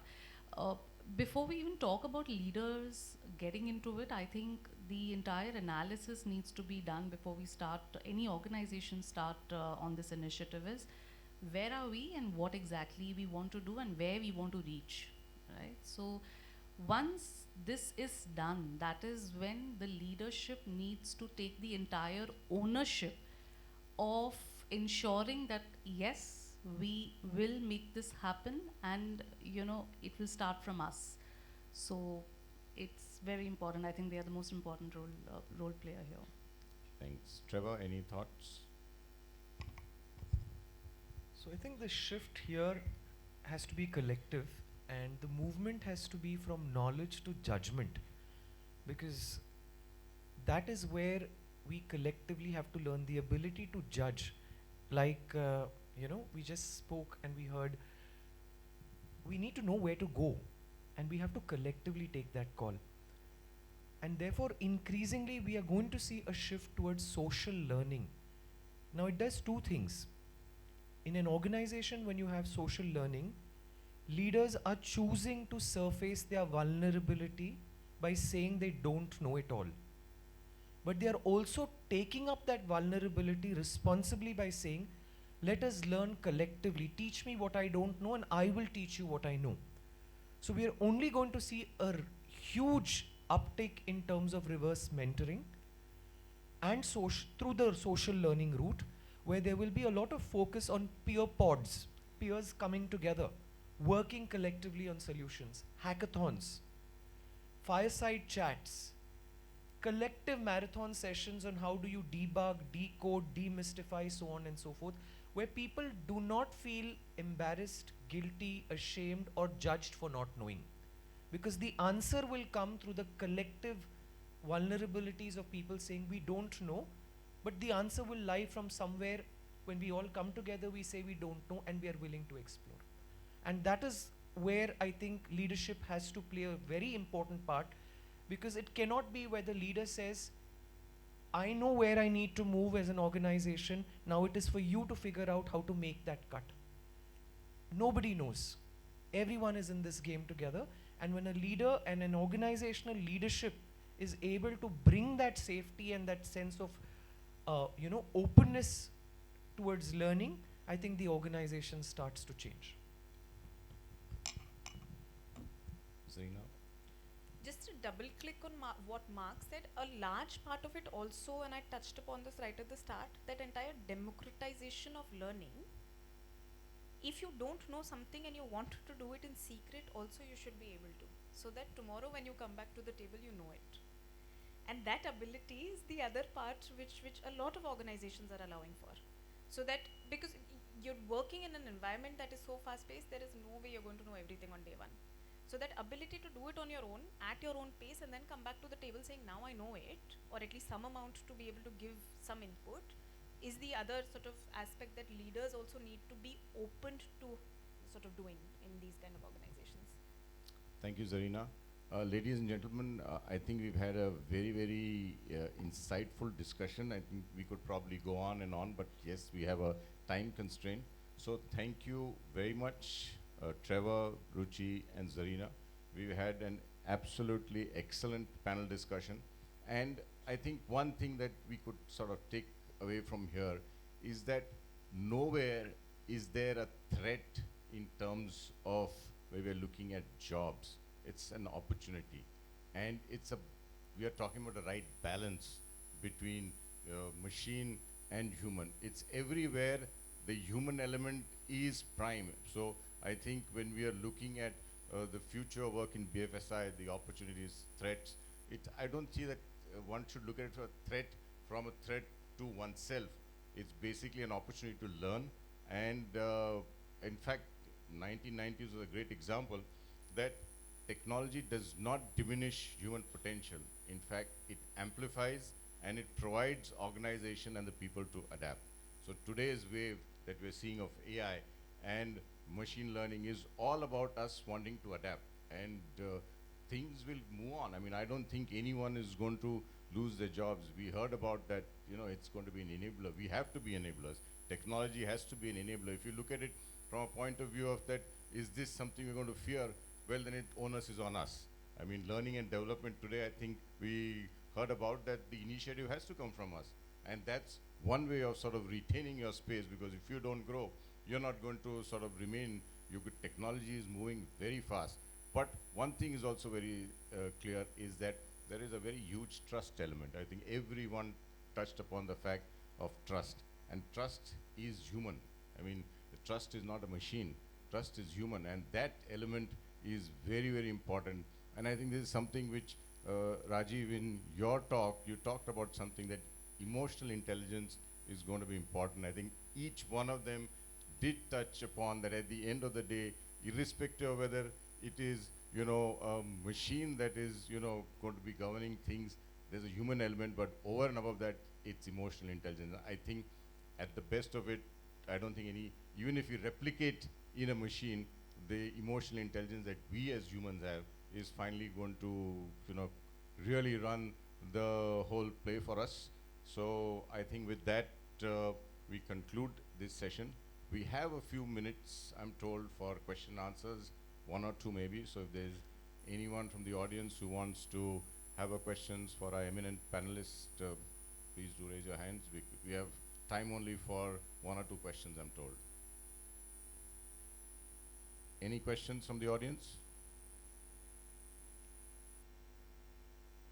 Well, I think we've done a good job, and I think, or we've done a very bad job.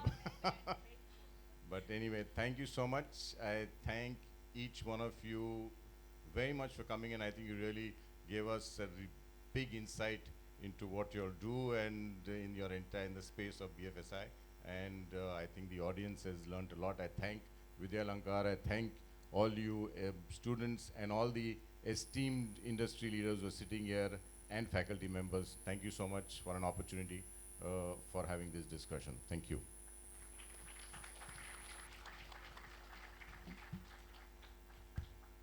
Ladies and gentlemen, a heartfelt thank you to all our esteemed speakers for sharing their experiences, insights, and predictions that will shape the future of work in the BFSI sector. I now request Dr. Sangeeta Joshi, Principal of VIT, to kindly present a token of appreciation to our panel speakers.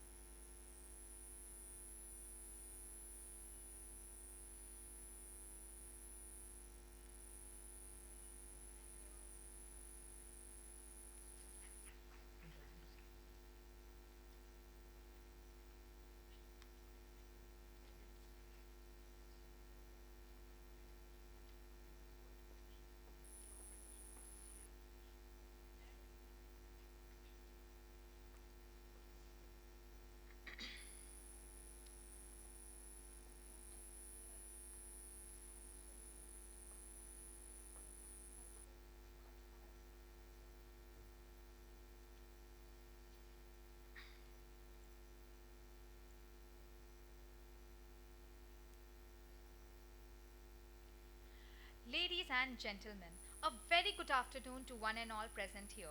I am Ms. Poonam Singh, Assistant Professor at Vidyalankar School of Information Technology, and it gives me immense pleasure and a great sense of privilege to be your anchor for the second panel discussion of the HR Summit.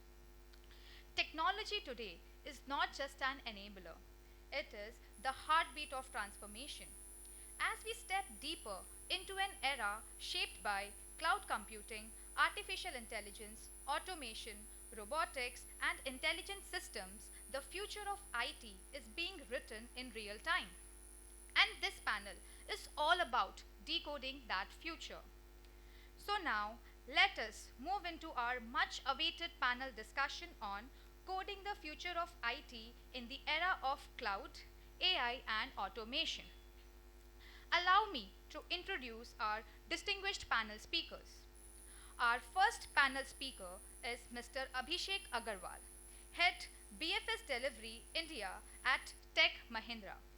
Mr. Agarwal brings with him decades of deep expertise in IT services, digital transformation, and enterprise modernization. He has held leadership positions at global giants such as Mphasis, IBM, and Infosys. Driving mission critical programs across India, the Middle East, and APAC. Throughout his career, he has led large-scale transformation initiatives powered by AI, RPA, cloud platforms, advanced analytics, and next-generation core banking technologies. Widely respected for bridging technology with business outcomes, he is known for accelerating innovation, strengthening operational excellence, and cultivating high performance teams driven by continuous learning and talent development. Welcome, Mr. Abhishek Agarwal.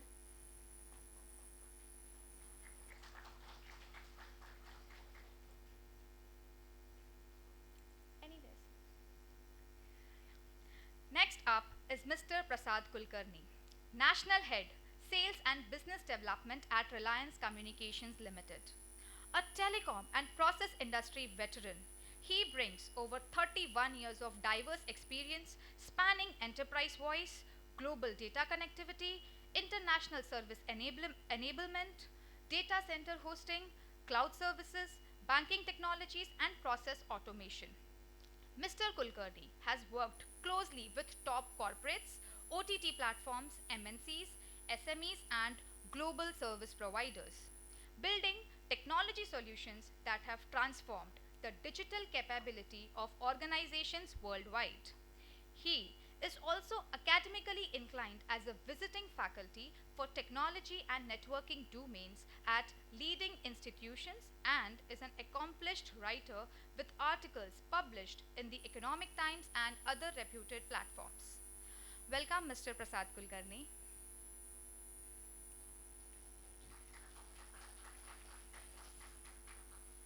Yes.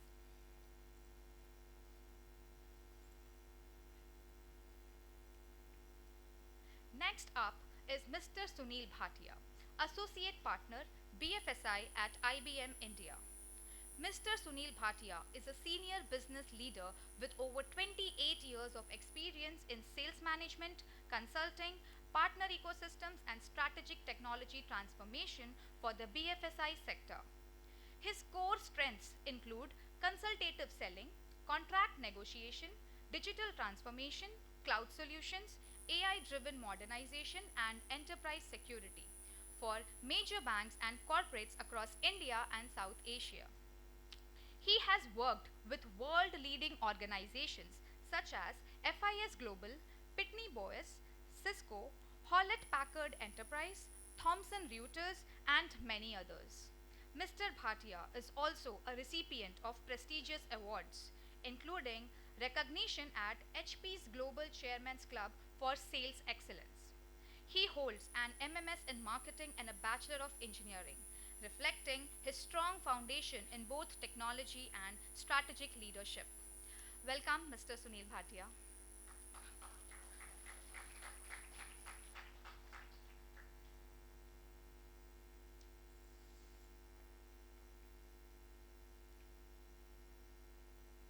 Next up is Ms. Vijaya Agarkar, Region Head, West Membership at NASSCOM.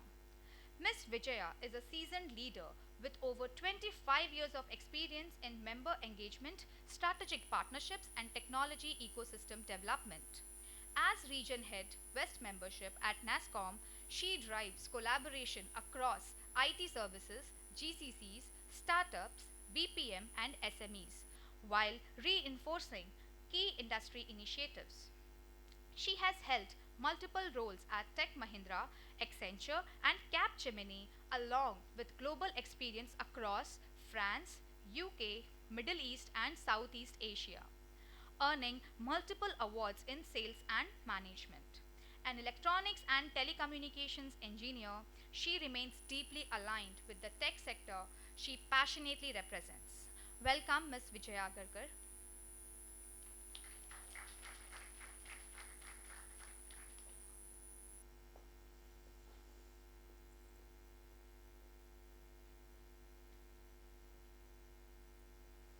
Our next distinguished speaker and the moderator for this session is Mr. Tushar Desai, Senior Director, Talent Acquisition for India and APAC at FIS Global. Mr. Desai brings over 2 decades of rich HR experience across talent acquisition, talent management, HR services, and employee centric organizational development. For more than 20 years at FIS Global, he has played a pivotal role as a hands on HR leader, passionately building human capital capability across geographies. His expertise lies in engineering workforce structures, developing talent pipelines, strengthening leadership capabilities, and nurturing a culture of innovation, inclusivity, and high performance. His ability to align people, processes, skills, and systems with business goals has contributed significantly to the global success of the organization. Welcome, Mr. Tushar Desai.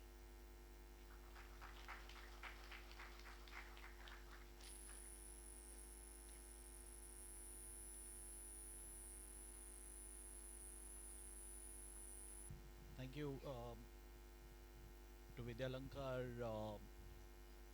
all of the esteemed guests over here, including the students. Thank you for having us over here collectively. I think so.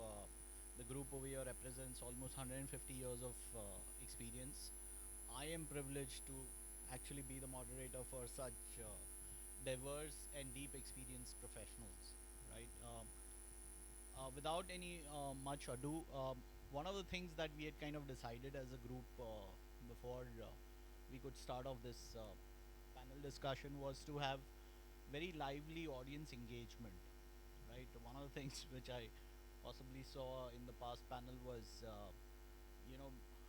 there was very little time left for, questions from the audience, right? So I think one of the things that we want to do is we will continuously interact in the interim with the audience. In case if you have any questions, we'll take them and we'd like to share our experiences across, right? So thank you so much for giving me this opportunity to interact with all of you all. Thank you. Right. As you can see, the topic of our discussion and great interaction by the prior panel, right? Some key themes which were touched upon was trust, was ethics, was around how do we really bring the balance between in this AI age between the machines and the humans, right? How do we really transform into the new age that we are all experiencing, right? And it's a great segue into our topic, because as Abhishek was, since he was seated right next to me, he was speaking on this. There's a lot of overlap between the three panels, if you really see, right? And just so that we keep the discussion afresh, we would want to possibly take out and dig deep into the experiences rather than speak more on the topic itself, right? So as you know, our topic is coding for the future of IT. I'm assuming most of you all are associated with VIT and are technology graduates over here, or affiliated with that. That's an assumption, right? In the era of cloud, AI, and automation, I mean, who has not heard of these terms in today's time, right? AI is the buzzword. I would be surprised if most of you, if not all of you, don't have a chat GPT app on your phones, right? Just to take immediate help towards any of your daily needs, if I can put, not issues as such, right? In fact, just before I embarked on the journey to reach here, right, it takes me about 45-50 minutes to reach from my place to this place, right?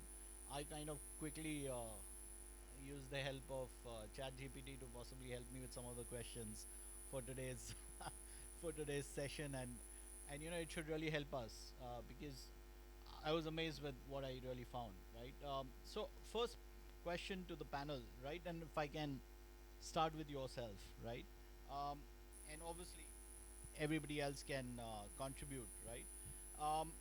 Since you interact with a lot of CIOs and CDOs, Chief Information Officers, Chief Digital Officers, or possibly CTOs, Chief Technology Officers, right? If the core technical work, which is maintenance, deployment, scaling, etc., becomes automated by AI ops, right? Like we are seeing, right? And you deal with that because you're also interacting interacting with likes of Sunil, who may be selling his solution to you, right? Um, should the CIO role evolve into a chief architecture officer focused on system design, or a chief data and ethics officer focused on intelligence governance? Very important, because trust was the anchor of the last panel discussion. We kept on checking around the guardrails, around the ethics side of AI, right? So your views on that, please, Prasad.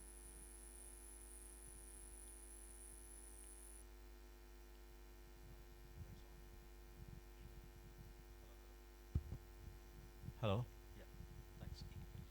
Yeah, thanks, Tushar. I think I liked the way you started with question which are actually correctly segueing into from the previous panel discussion as well as the keynote. Well, when we talk about the CIO role, I think I'm just going maybe 2 steps behind that question.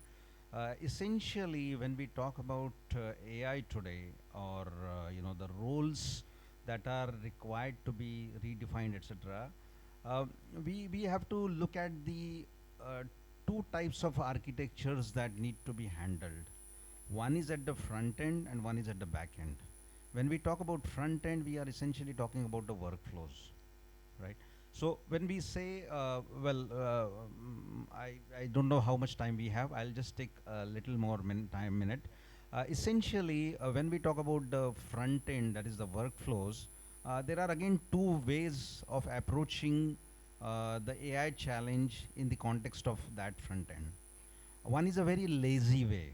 A lazy way is something wherein you are simply replacing the people with whatever processor you can straight away replace with, right? That is a very lazy way. That is not going to yield the result to the extent of the hype that we see today in the media and all over, surely. The better way is to kind of, redefine your workflows, re-architect your workflows, so that you can optimize the core benefits that AI is actually extending and offering to you. Okay, now that is about the front end aspect of it. And now going to the back end aspect of it, when I say a lot of things are not visible to you and me when we typically use ChatGPT and applications, large language model applications that we very frequently happen to get into, is what is happening at the back end. For example, just one critical element, there are many, but just one critical element is a storage. Now, the legacy storage architecture is not going to prevail in the current scheme of things at all, simply because LMM induces a lot of multiple mega queries and loads the storage system with them. So essentially that storage system also needs to get hugely re-architected in terms of enabling or providing it with, say, metadata engines, classification tools, or vector engineering and things like that. Okay, so I'm not getting into too much technicality. That is not the context of the discussion. But when I try to look at these two aspects in the context of what Tushar asked, yes, the CIO role has to really consider and evolve in both these contexts. So when he gave me an option of whether CIO role should evolve in one direction or the other. I would say it needs to get evolved in both the directions in a equally urgent and profound manner. Thank you. Yeah. If I can just go over to Vijaya, right? Basis what Prasad has just shared, right? Since you also are representing NASSCOM, which is the broader industry platform that we have, right? What are you seeing from across the industry, at different maturity levels, as far as the role of the CIO really transforming into either, say, a chief ethics officer or something that, what is the transformation really looking like from a NASSCOM lens? If you can share your experience around this. Okay. Hi, Tusha. Thank you everyone for having me here, and thanks Vidyalanka. So to continue with what Prasad also said, I mean he spoke from the business and CIO perspective, but when uh, I represent NASSCOM, which is representing the overall tech industry. So with AI, definitely the ethics and all that is definitely there, which the CIOs has to look forward to. But again, I'll take a step back, not just from the CIO's lens, but from the organization's lens. There are a lot of changes and the emerging technologies which are coming up now that needs to be seen. It's not a standard program or project how we used to do a couple of decades ago with the standard requirement management, and also the expectations from customers were very different. But with the advent of new technologies which are there, even the customers expectations in terms of their responses or the intelligence which they want in their responses, which need to be added by technology, is there. And that's why the organizations have to take care of the new technologies to see that the customer experience is there perfectly. And it can't be just managed with AI or just with human, but a very good combination of human using AI in a right way. So that is now a basis for all of the upcoming work or upcoming roles which is expected. Thanks, Vijay. And I'll keep on bouncing back to you for deeper insights from the NASSCOM perspective, right? My next one is possibly for you, Abhishek, right? One of the things that we have seen is, let's take the CrowdStrike example, right? Where companies who had invested on it, continuing to invest heavily on the cloud side of it, right? I mean, we are moving from on-prem to cloud almost in different stages. People are at 30%, 50%, 60%, whatever, right? But there is this red flag which has been taken up, you know. So if you are going to be all 100%, you know, an event like CrowdStrike, which happened approximately a year prior or something like that, right, can bring you back to the Stone Ages, right? You would be writing tickets by hand or something like that, right? Since you're representing the business side of it, right, at your organization currently and otherwise, right? What's been your experience of the conversations that are happening around leadership and the board, right? Around how do we find that balance? You know, do we put all eggs in and move completely lock, stock, barrel in cloud, or do we find a balance around it? Okay, thank you so much first of all for having me here. And then I think the question is relevant because of two reasons. One, the security aspect of it, which anyways, you know, we can't do away with whether we go with A technology or B technology. So I think every time we talk about any new technology coming in, you know, there are a lot of these security aspects which sometimes gets missed out, sometimes are overlooked, sometimes are not taken into the consideration itself. So CrowdStrike or even the ransomware or anything else, right, which we often get to see, which we often get to hear about, is always a talk of the discussion or the town that we are operating in, right? So whether it is the customer which we deal with in the space of BFSI, like the earlier panel was talking, or any other customer segment, industry segment, like, you know, the logistics or anything else. The problem over here is not about, you know, taking a decision to move complete lock and barrel and lock, stock and barrel to the cloud, but the problem over here is how do we balance it, and balance it in a way that, one, we are not taking any decision in the haste of moving it. We have our own architecture and the structures of the organizations in place to take care of anything of this sort. The zero trust policy is must have for any of the organization, because, you know, the role based access, the zero trust policy, we always keep talking about it, but when it comes to implementation, you'll always get that one VIP who would like to have everything on their, you know, fingertips. And all these kind of things are the loopholes which generally are exploited when it comes to the market, right?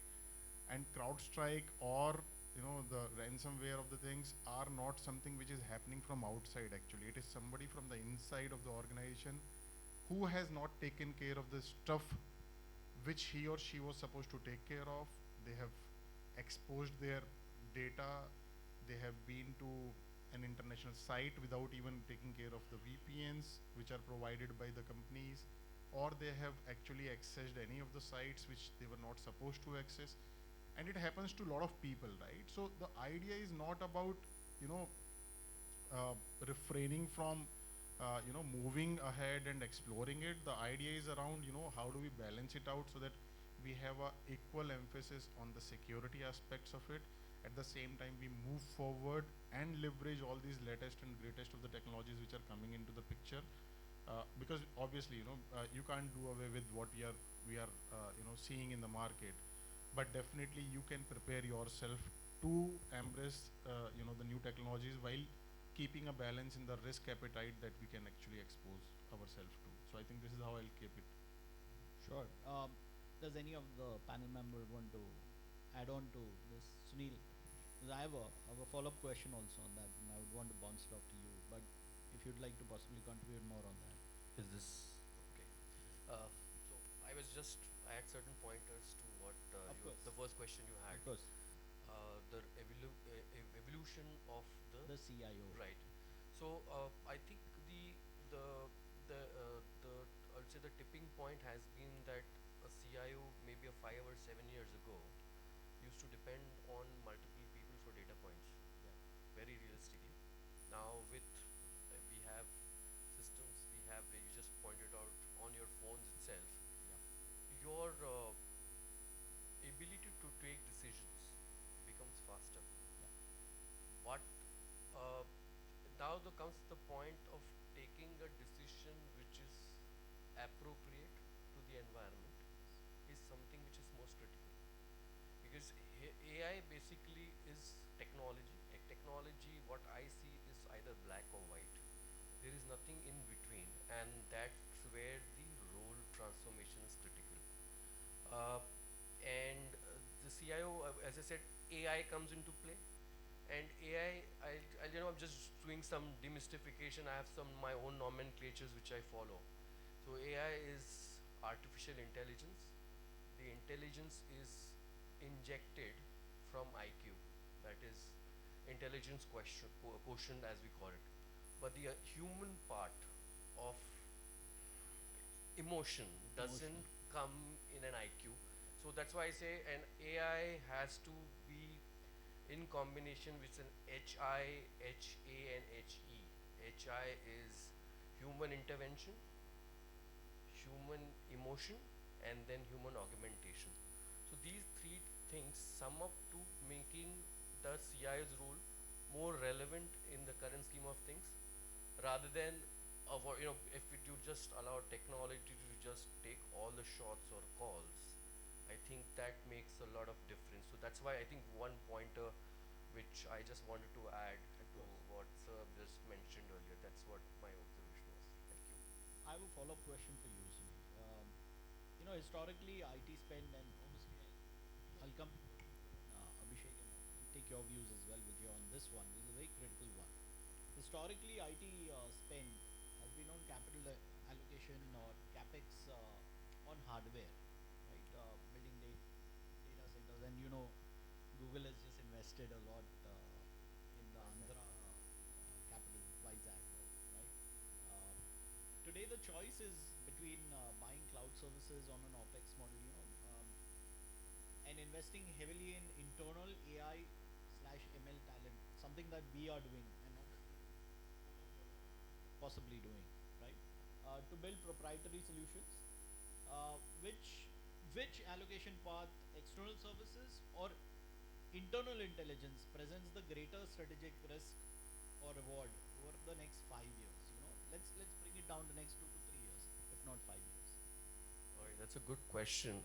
So just I'll cite some real experiences. Absolutely, because you come from IBM, that's why. Right, thanks. So two parts to the story. One is let's look at any infrastructure basically attracts investments from a capex, the underlying people to manage the asset and to run it maybe over, as I said, you said 2 to 5 years. Let's keep it for 5 years at this point of time. It basically demands that you are presuming that there is a fixed volume growth over a period of 5 years. That basically, what should I say, limits the investment to that visibility. I mean, with what sir just was mentioning, an AI situation coming into an organization will demand a lot of compute. It will demand a lot of storage, because whatever transactions you converge or interact in basic terms, the questions which we pose on the system itself gets captured in the system, and then that's where the storage requirement keeps on ballooning up. Now, if you're looking at, I will then put it that this is the premise on which you think about. There are as you said, there are two stories here. Now, organizations, from a business standpoint, if you say that I will want my customer experience, I'll put it customer experience, to be growing fantastically well over the next 5 years. The business call typically will be customer centric, I will put it that way. But now, customer trusts the entity, because I think the other panel gave a very good baseline. Banking, financial services is the most regulated vertical in industry as against any other of the be it media or anything else. So it becomes imperative to have the data or the inputs which are shared securely. Now, when the perception is when you put the data in your own environment or own premise is the safest place where your data is. So that customer experience can we do a little of saying that I will do a little of dilution there? That's a business call which comes into play, and that's where it says that we should ideally customer centric investments should be on premise, whereas organizational processes, I would say the applications can still be on cloud, but the data should typically reside the premise. So I mean, my school of thought is that the way forward is hybrid, because data security is pertinent and it is on premise the most easiest way, as against putting on cloud, because you are not only giving it to a third party, but you are giving somebody else the world to say, okay, my data is here now. There's a set of hackers sitting somewhere in some part of the world who says, let's just kind of an economy which is growing at 8-9%, let's kind of make it kind of eliminate or kill it. So it becomes imperative to take that call, and I think that's where the difference comes in. Sure. Prasad, your views? Yeah. Well, the question or the decision between capex and opex, that's the question. And what sir just mentioned about the concerns around the security, the customer facing data should be on-prem, and whatever best way possible we can probably outsource the other data. So these two elements just trying to club together. Just going to the second aspect first. I still remember way back in 2003, I ended up selling a data center service for a public sector bank. That was the first instance an Indian public sector bank probably availing the data center services on a large scale. That was for Union Bank of India. I incidentally proud to share that Mr. Mukesh Ambani had congratulated me on that occasion. Point I am trying to say, Union Bank of India, when they invested in a data center with a third party, they invested only the secondary data center. The primary was always on-prem. They had their primary in Nariman Point, and only the secondary that went to get hosted in Bengaluru. So that approach has been very well followed, strictly followed. I'm sure because banking is highly regulatory, even the other customer sensitive companies are following that kind of approach, and which is the right way of going about. What Tushar also mentioned about the OPEX model versus CAPEX model. See, I'll tell you, it really depends on how you look at what important. It again depends on what kind of organization or a company we are talking about. Are we talking about a very large manufacturing or process driven organization, or we are talking about a SME kind of a setup? When Ubers and Airbnbs were very nascent organizations, you know, struggling to get into the marketplace and make their mark, probably they wouldn't have made the mark they have had AWS not been there. They really didn't have any funding in the initial days, obviously, and they really didn't have, any capability and capacity to invest something which is in-house, which is capex based. So the success of AWS, if you really see, is also linked to the embracement of their offering by the market, especially by the startup ecosystem. Okay, so what I'm trying to, the point that I'm trying to get across is, if you are a workflow centric organization, it is important that you have it on-prem, you have it capex, you go capex way. But if you can manage with the agentic systems, wherein large part of your processes and your requirements are getting fulfilled through a standard off-the-shelf kind of a model, why not go for it? And that model really works for some organizations which are, in a startup stage, or they are kind of they are having a standard requirements in a normal business scenarios, etc., etc. See, the industry, any industry, whether it is a FMCG or it is your IT industry, AI industry, they will always come out, the giants therein will always come out with something which is standardized. Because nobody is here really very interested beyond a point to create some customization. They would like to create products, make copies of them, sell those copies and make money. That is the right way of doing. In every industry you will find this will follow. So, and that force cannot be controlled, let's admit that.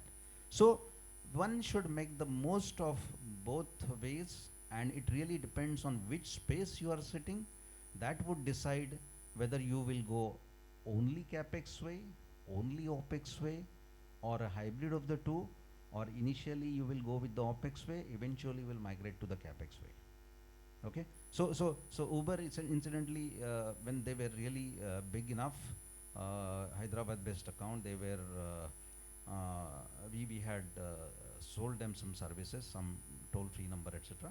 So in that sense, I really realized the way they were talking about probably, you know, moving their entire hosting ecosystem from cloud to on-prem. They were contemplating on that. Why I'm trying to bring that example out here is because at one point of time their thoughts were different. When they got a scale, they got funding, they became a brand by themselves. They thought of something which is probably more relevant from their position in the market, from the customer data that they were sitting on, and things like that. That's the approach I would like to take. Sure. My next one is for you, Vijay, and if you can again emphasize it more from an ASCOM perspective, because you know that's the deeper industry-wide knowledge that we would want to have, right? And this is around talent, right? Sorry. Last question. Here it is. Assuming basic coding is automated, what new curriculum or philosophical skill set, you know, and I did hear that possibly the keynote speaker spoke about emotional intelligence, and panel over here as well as the prior panel was speaking about human machine, you know, kind of joint dance, right? What would you recommend, or what are you seeing that universities and institutes like Vidyalankar really do as far as prioritizing this balance in their curriculums, especially because lower level jobs in large tech organizations at least are disappearing because of the impact of AI and automation, right? So what is it that industry is doing? What is it that NASSCOM is recommending, right? And Abhishek, if you can possibly follow up through that. Very relevant question in the current time, and as NVIDIA CEO had said, that with AI, everybody is a programmer right now. And I remember my days like in like early 2000s, even you all will agree to that. Like we had to learn every time new language, the coding patterns and everything right from scratch. There would be highly any level of reusability at that time. Versus now, wherein any school person, like school student, is also able to write beautiful programs with AI. So can we say that automation, more and more automation is going to just kill the jobs and nothing left for humans? No, because as you were talking about that example of say L1 level customer service executive, he or she will like in the current times, in the times when there was no AI, he or she was taking the calls, understand what is the say order status, what is the refund status, the product reaching time or any other queries or errors. With AI now being there in the system, all of these are being taken care of by the AI itself. So the QA engineer, GUI QA engineer or the L1 support people, all those jobs are definitely there at the risk. And that is how we are also hearing about more and more more and more people getting laid off by the tech organizations. But we should also look forward to what are the different other new opportunities which are coming here. Okay, L1 support is not there, but that person can upgrade. The reskill and upskill point that the first panel was also talking about is now very important, because all of those people need to understand what are the upgrade options for them. Maybe that person can go into the analytical role to go into the level 2 or level 3 level of support, or somebody who is into QA, that job is gone, go into more of the manual work wherein the human intelligence is coming in picture. So there are, if we are saying X number of jobs are getting like laid off because of AI and the new automation technologies, there are many more. Even say 0.8 of X are still coming up there in the market. So how the colleges and all should look into for upskilling their students. Like even my niece is doing the engineering, she's in the final year of AI. So even I was very curious to understand, Kitike, what are you learning in AI and how is it actually going to be useful for her to be job ready? So it's yeah, there are many colleges who are having such emerging technologies as the specialization, but we have to also look into the job applicability. Is it only a pure play technology that we are training, or is it based on the job roles which are required? Like our India government, we have the NSQF, National Skill Qualification Framework, and also NOS, the jobs which are gonna be there with these new technologies. Are the courses in the colleges applied or relevant as per the job roles is what we have to look forward to, and not just the technology trainings.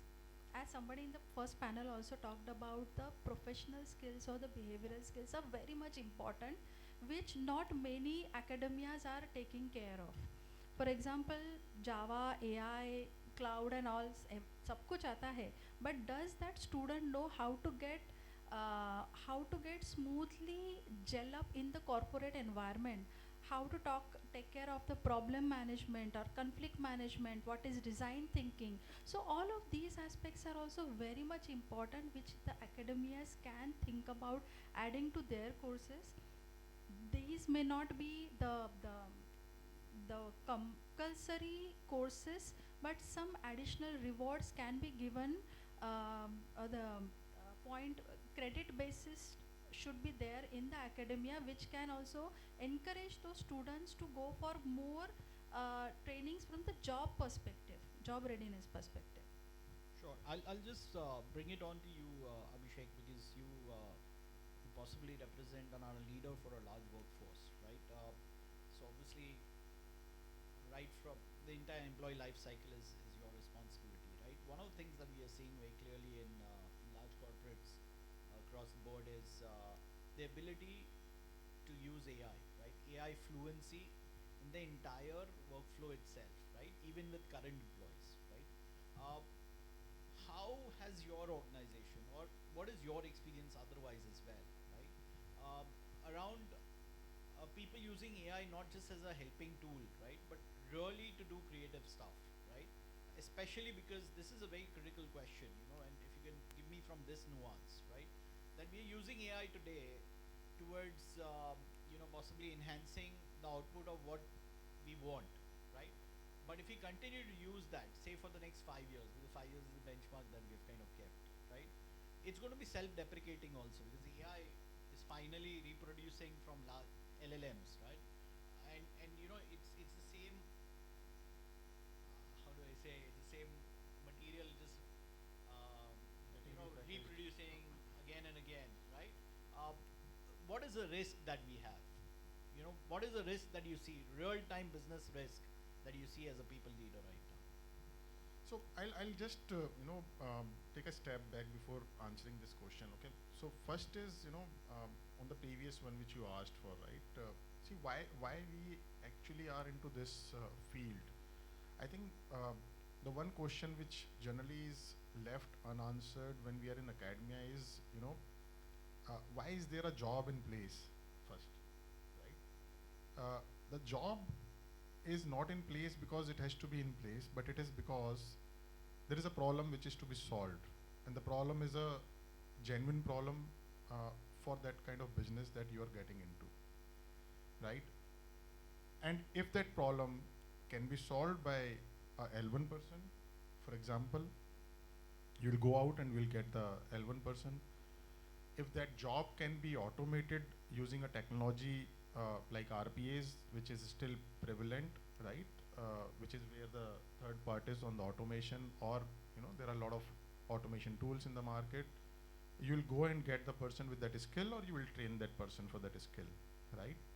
And so on and so forth. You can go on to the latest and the greatest of the skills, depending upon what is the relevance of that particular problem in the life of people and how critical and complex that problem is, right?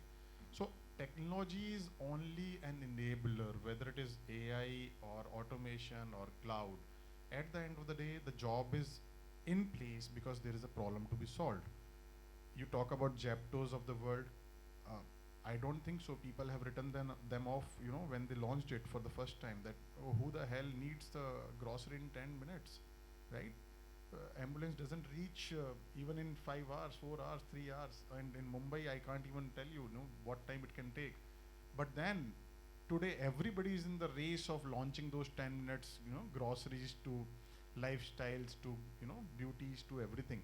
But then again, the job is not about whether I should learn A or I should learn B. The job is about whether I am solving problem A or problem B, right? So that is first part on the previous one. And the second part is, how often do we reflect at our own on ourselves whether we are really being relevant in the place where we are.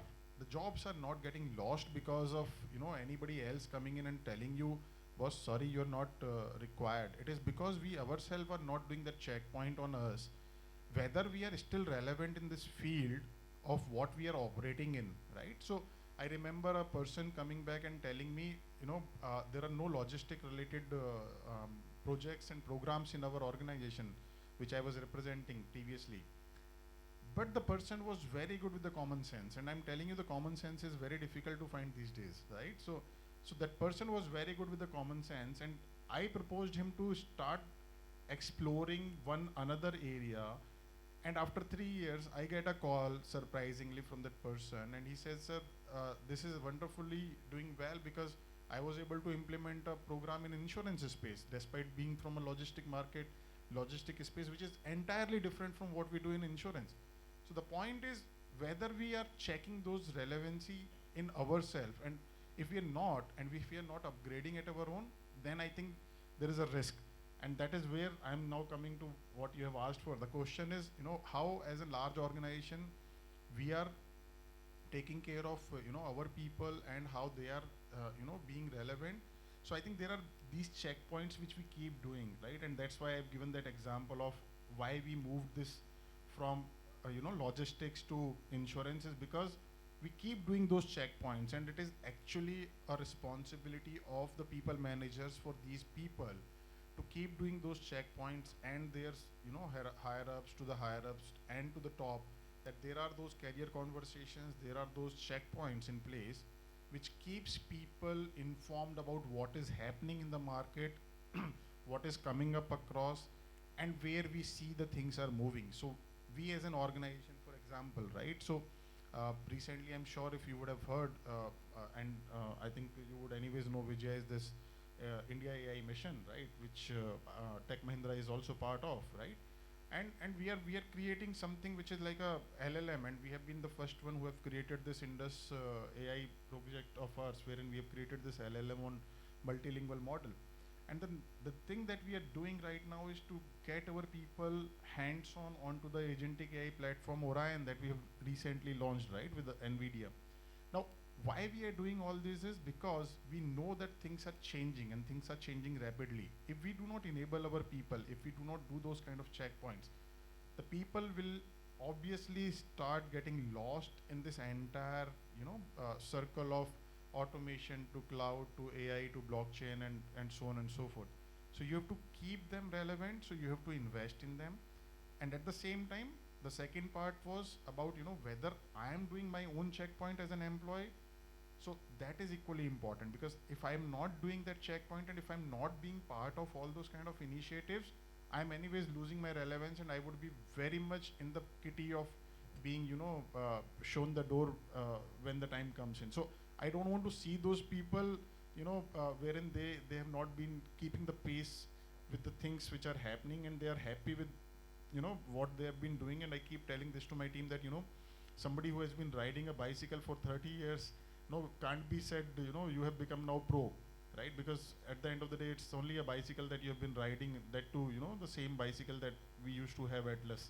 So better we start upgrading ourselves from bicycle to, even if it is gear, even if it is, marathons that we run and all those kind of things, at least we explore ourselves into the different areas, right? And then we figure out where we actually want to invest our time in. So I think that is how I'll put it. Absolutely, and great, extension to the point that the prior panel was trying to make, around the learning and development budgets shrinking or not being enough, or just being a little bit here and there, right? Everybody is a chief learning officer, right? So that's a great re-emphasis that you have done, right? I'll just take a pause for any audience questions, because that's what we had collectively agreed upon. We'll give a lot of time to the audience to ask us questions. I do have a bunch of other questions, but I think, yeah. Good afternoon to all of you, and thank you for having us here for Vidya Lankar. So my question is like, Sorry, please, the question is for everyone. Okay. Yeah. So I just wanted to know that today nowadays we have this debate between data ownership and data control. Like, you're giving the data to the organization, now they control it. So who should have the upper hand of the data? And also, where do you see a trade-off between the data user experience of the final beneficiary, and where is the line that the privacy should be there? Like, no more data should be, personal data should be used. So how do you see that? I'll give an extension to the gentleman's question, right? Obviously, his question is around who's the owner of the data. Whose data is it? Right. Great question. I will give a extension to that. Say something goes south, right? And anything can go south. Who should be held responsible, right? Should it be the engineer who has kind of coded that? Should it be the supervisor or the person who has done the QC, or should it be the CIO himself or herself? Any of you can, or all of you all can possibly respond to him. Well, good question. I wanted this question to come out because that's very relevant. They say that data is oil, and typically oil is owned by somebody who mines the oil. But in the case of data, that is not so. In case of data, I believe, and I'm sure a lot of people should believe that um in the data, the person who is central to that data, that person should own that data, or that entity should own that data. If data is about, I think last panel also mentioned about it, your anniversary, your birth date, etc. So if it is your anniversary, it is your birth date, it is you who is central to the entire data. So nobody else, without a very, very clear and defining, I mean, nobody should really be touching that data unless and until that person has given a clear consent. That's the point. So I hope that addresses what you want to ask. Right? Anyone else wants to respond on this question? No, I think just I'll extend to what Prasad said is, see, I think the data, and there are laws also, right, which are coming up in India as well, right? So the data belongs to the person for whom that data belongs. That is for sure. And if you have not given a consent, that means this data is still with you. But if you've given a consent, that doesn't mean the ownership is actually shifted. But at the same time, the risk is also increased, right? So the person who is taking the consent has to also ensure this data is kept sacrosanct without compromising on the security of that data, which is actually the first question which I answered on, right? The security aspects of it, right?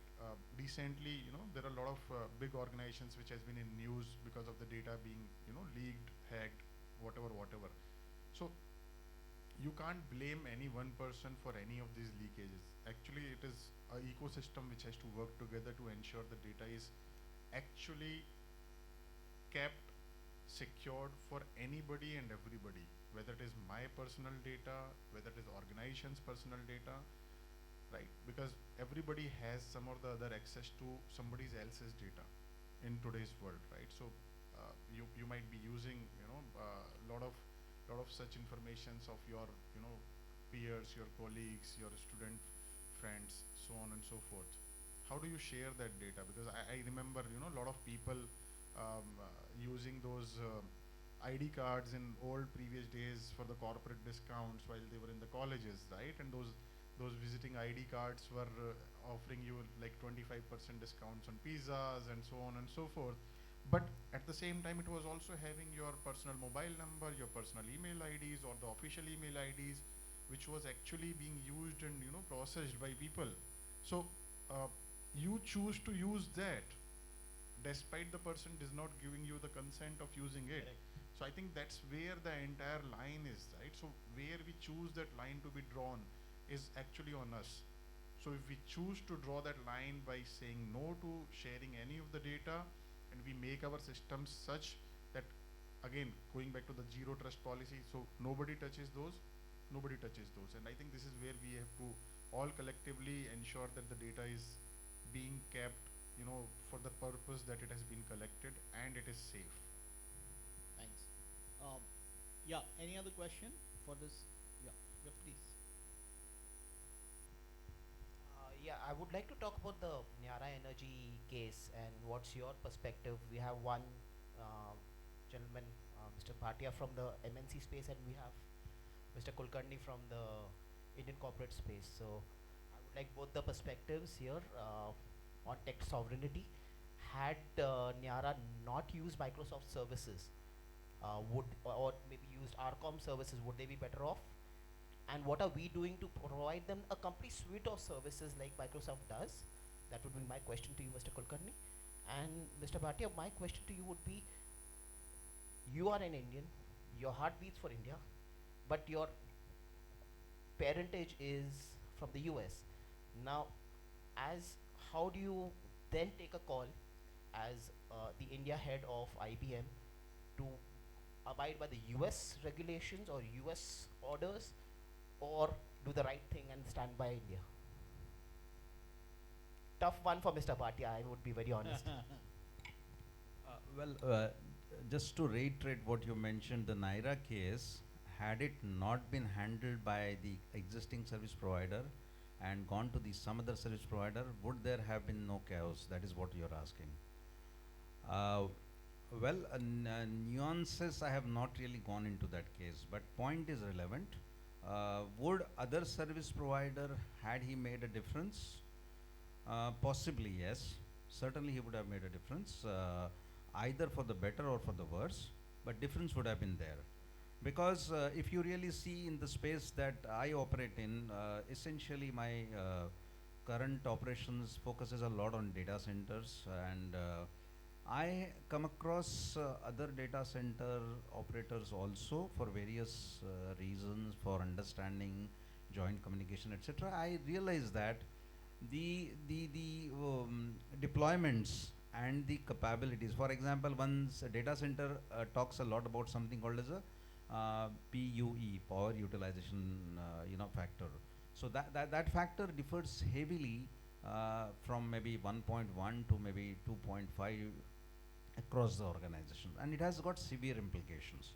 This PUE per se is nothing to do with Naira per se, but point I'm trying to say here is the way the infrastructure which is supporting all these applications that we are talking about is deployed and is available in terms of its own competency, in terms of its capability, etc., differs heavily across organizations. Okay, so that is but elemental difference when we talk about two different organizations who are service providers.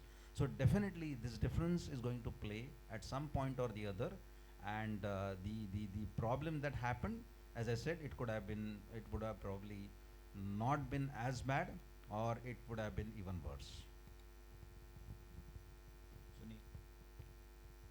So thank you for putting me in that position.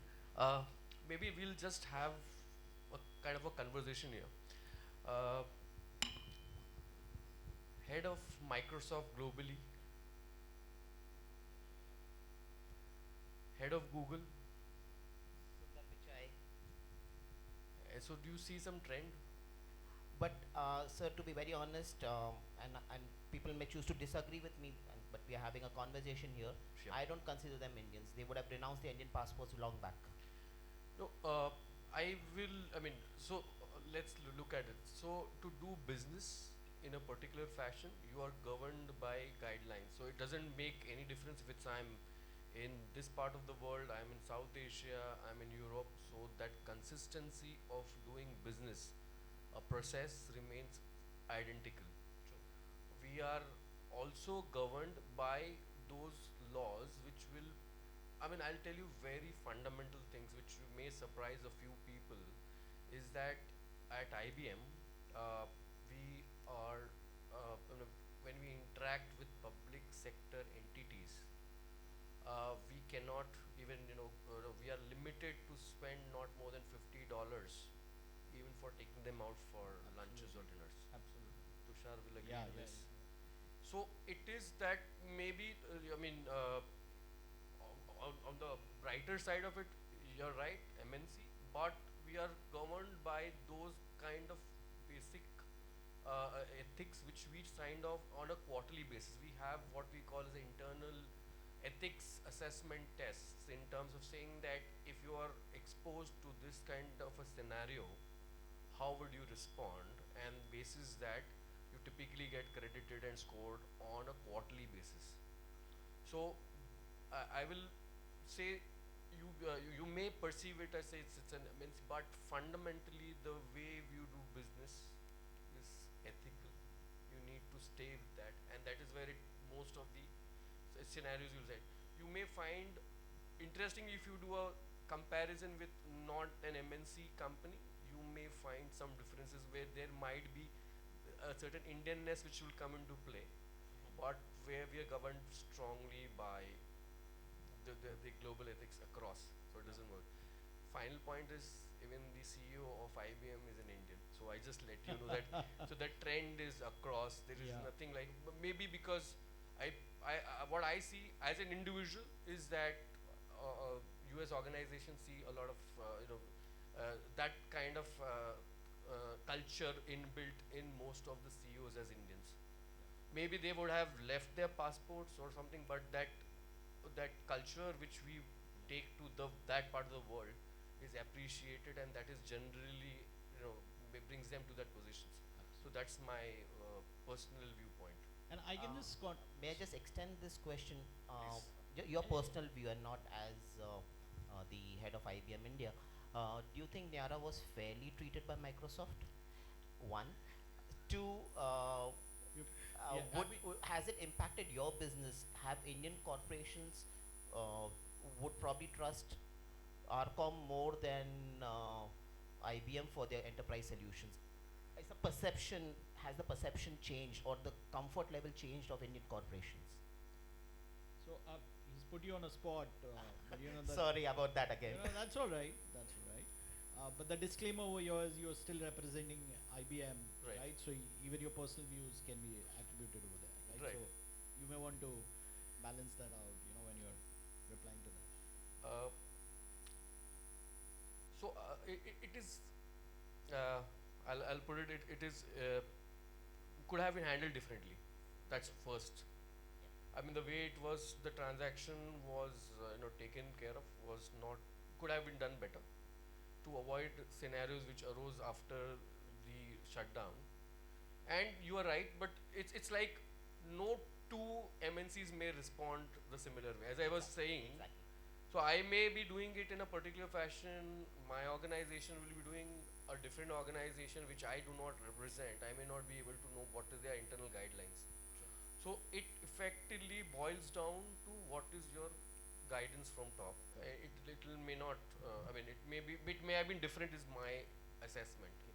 So that's what I will respond to you. I mean, I hope that Thank you. answers your question. You were as candid as possible. Thank you so much. Absolutely. I'll just give you an additional point on this, right? So there was this, and it doesn't come to me in specific right now, but there was this point where there was this request from the US government to the Apple CEO, right, the current one, Tim Cook, to possibly open up the iPhone of, I think so, the Kuka bomber, that marathon bomber, right? And he said, no, I won't. Right now, it was unthinkable in India, right?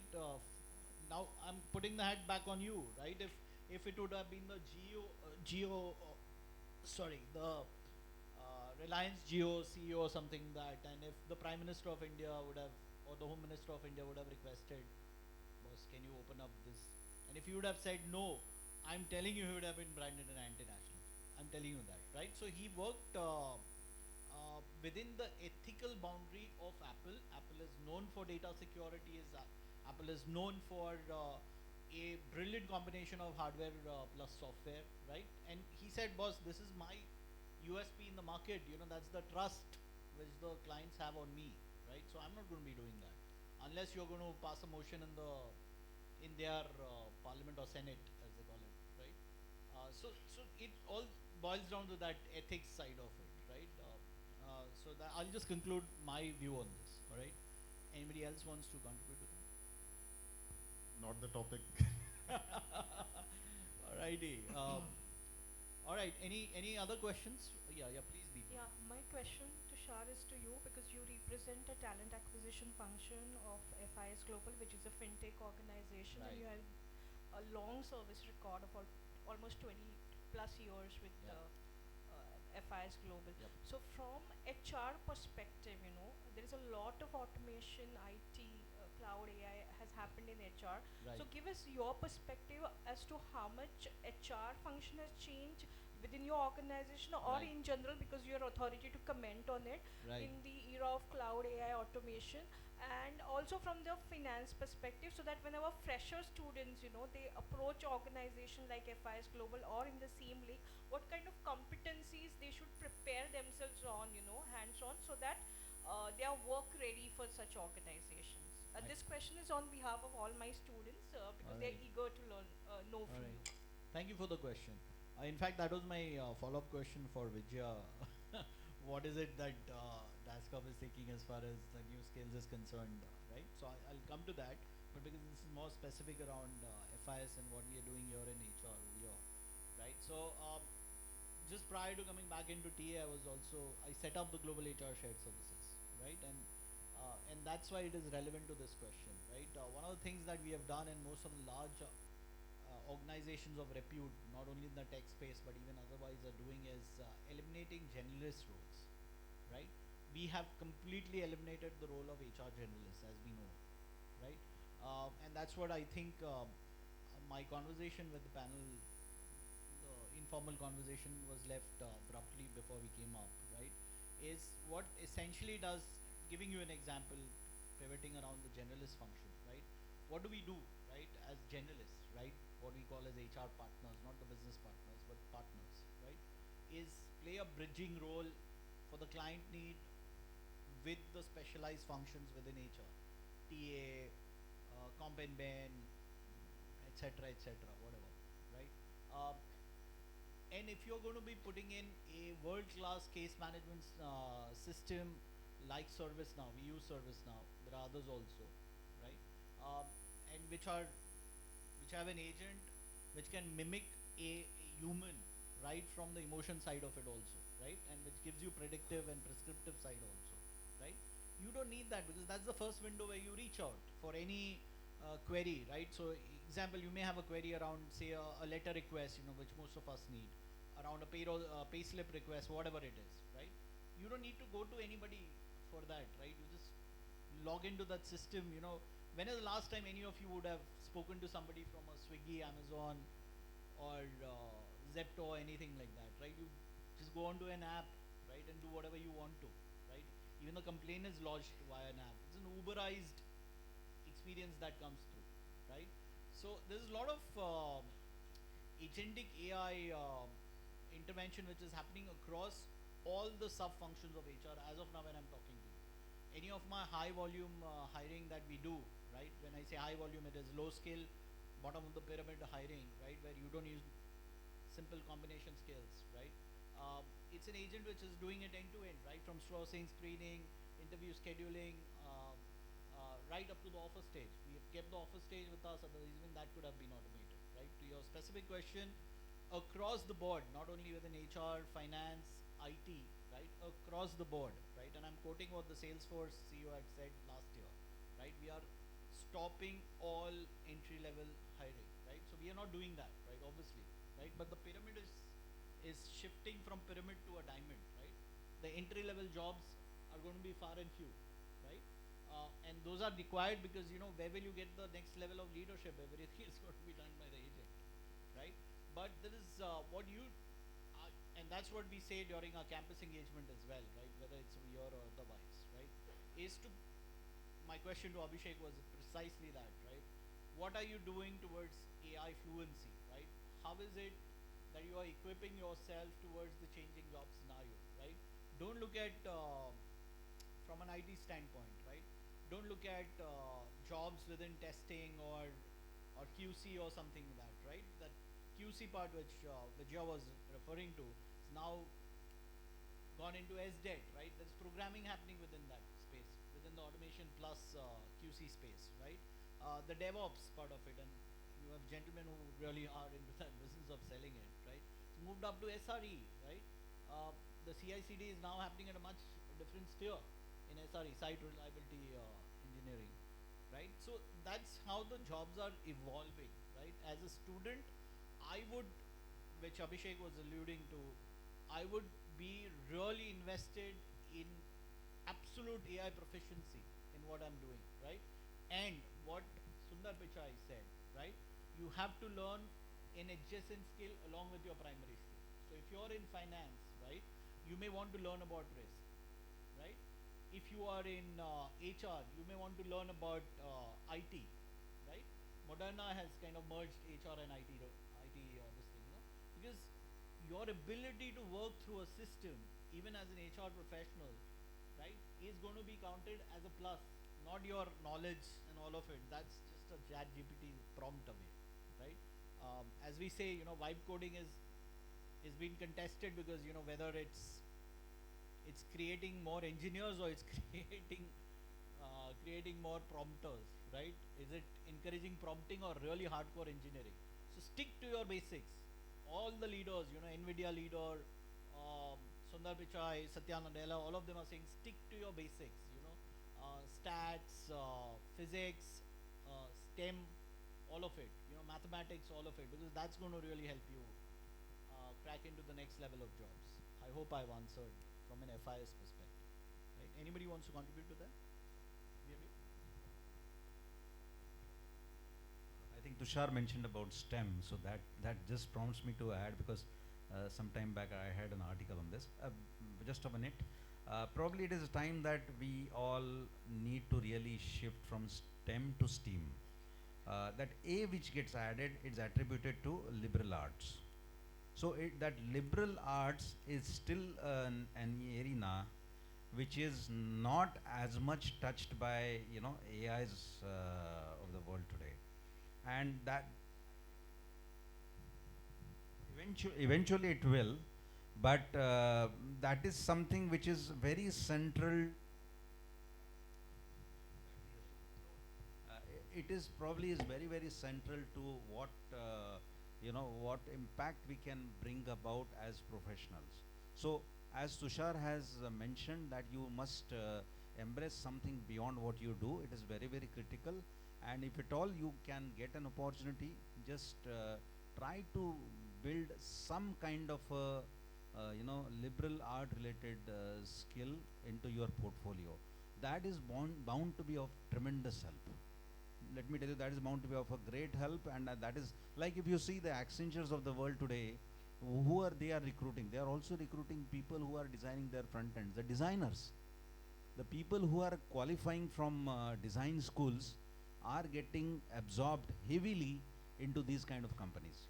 So that is going to play a role in across the board, not just in technology companies, but wherever there are some good jobs in demand. Just that Tushar pointed out, I think his new role demands is that there are only two type of assets he will require for the organization. One is specialists, and second is the AI tools. And the specialist roles typically, what I mean at our part of the world is like what I see emerging is that you see a lot of FinOp analysts. Basically, it's like when we started this conversation, it's about cloud. So, and then you define what is the most optimum cloud which a customer can consume, because that was our starting point. Those are something which is major in demand. I think even the analytics, the ML ops guys are, these are the new kind of category of roles that are getting generated in the market. I think there is prompt engineering is what I've been hearing, but I really do not understand is like what is the cycle is going to be along, because it might just turn out that everybody and anybody will be a prompt engineer sooner or later, because it's like your ability to ask the right kind of questions will help you define the way forward is what I see. But these the newer technologies are opening newer avenues, whereas the what I would say repetitive tasks which Abhishek was talking about getting eliminated or getting bundled into SLMs or this basically getting kind of converted into a small the LLMs and the SLMs. But these newer technologies are opening newer avenues, and I think my suggestion to most the aspiring the students out here is typically look the other way around. See, as a customer, what do you expect from the entity you interact with, and what flaws you see. Let us say, because he was mentioning Swiggy, I would typically never want to talk to them any which ways the way they do it.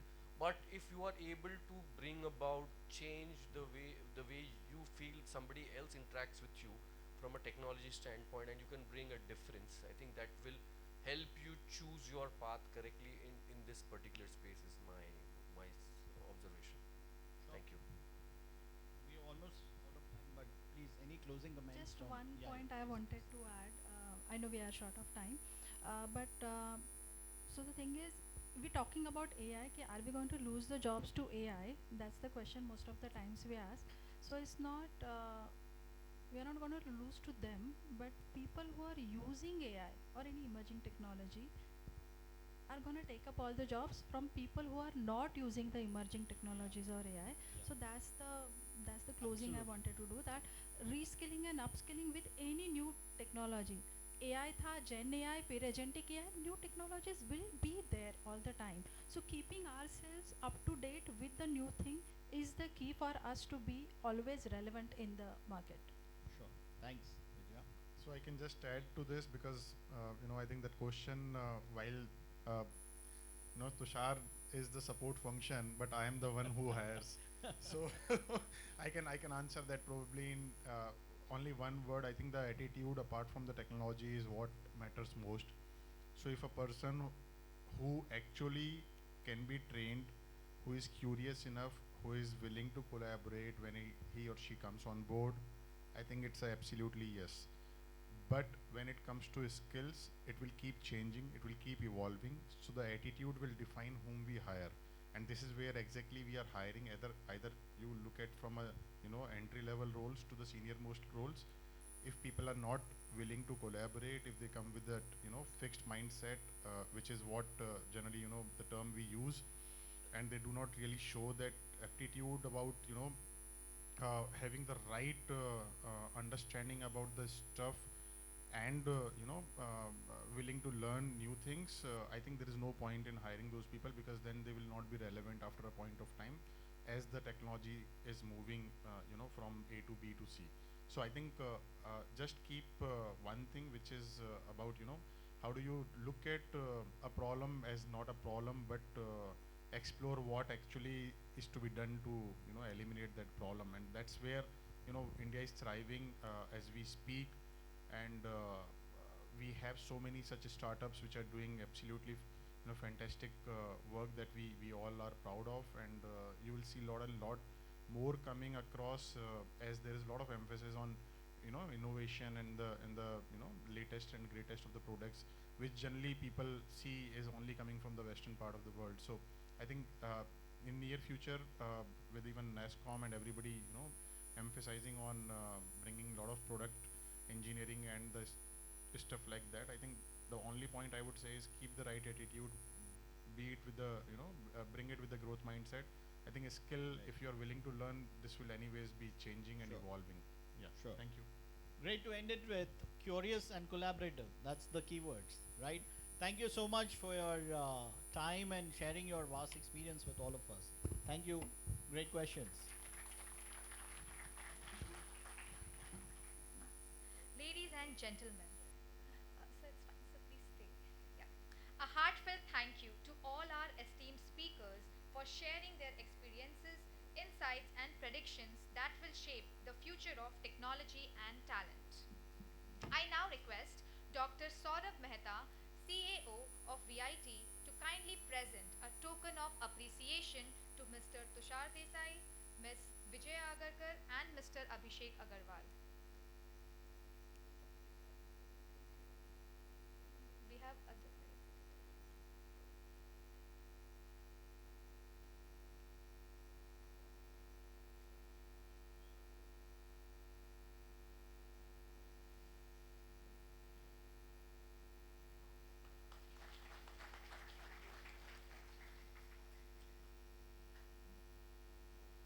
Miss Vijaya.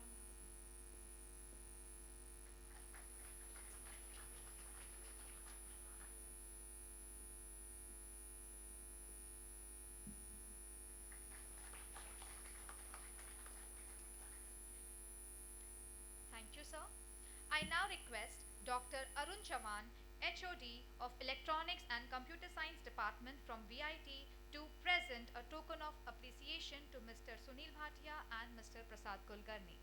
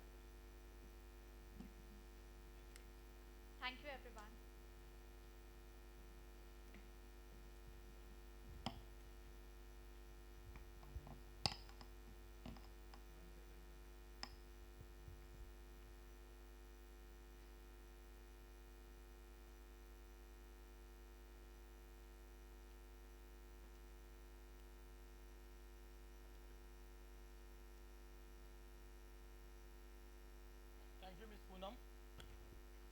Ladies and gentlemen, I am Pranesh Naik, faculty at Vidyalankar Polytechnic. As we continue this exciting journey at HR Summit 2025, it's now time to begin our third panel discussion, centered on the theme that lies at the very heart of future-ready talent development. And topic for this session is aligning industry needs with academia, faculty, and graduating students. This panel will explore how academic institutions, faculty members, and students can stay aligned with the dynamic needs of the industry. Let's welcome our esteemed panel speakers. Our first panel speaker is Mr. Sanjay Jha, who is founder and CEO of SN10X.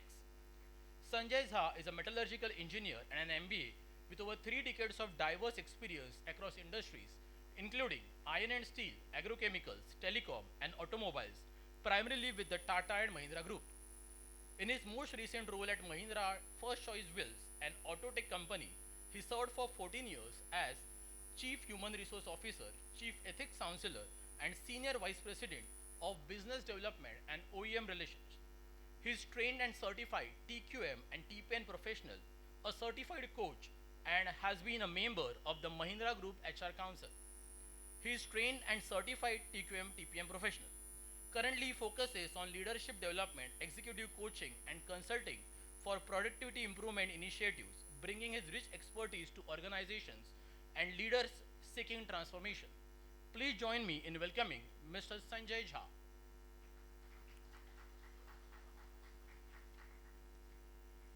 Next we have Mr. Ashraf Engineer, independent strategic communication consultant and a media veteran. After an illustrious journey with some of the India's and world's leading communication consultancies, as well as top media houses like Times of India, Hindustan Times, and Midday, Ashraf chose to go independent. Over the years, he has successfully led large teams, built divisions, and developed a deep understanding of people and talent issues. With more than 3 decades of experience in media and strategic communication, Ashraf has worked with and serviced some of the most respected global and Indian brands. He brings this wealth of expertise in organizations, leaders, and brands seeking sharp business-aligned communication strategies. Ashraf has consistently helped brands to discover and articulate their identity, enabling them to tell their stories with clarity and impact. He firmly believes that effective communication is not optional, it's essential. For him, impactful storytelling and clear messaging are the drivers of engagement, trust, and sustainable growth. Please join me in welcoming Mr. Ashraf Engineer.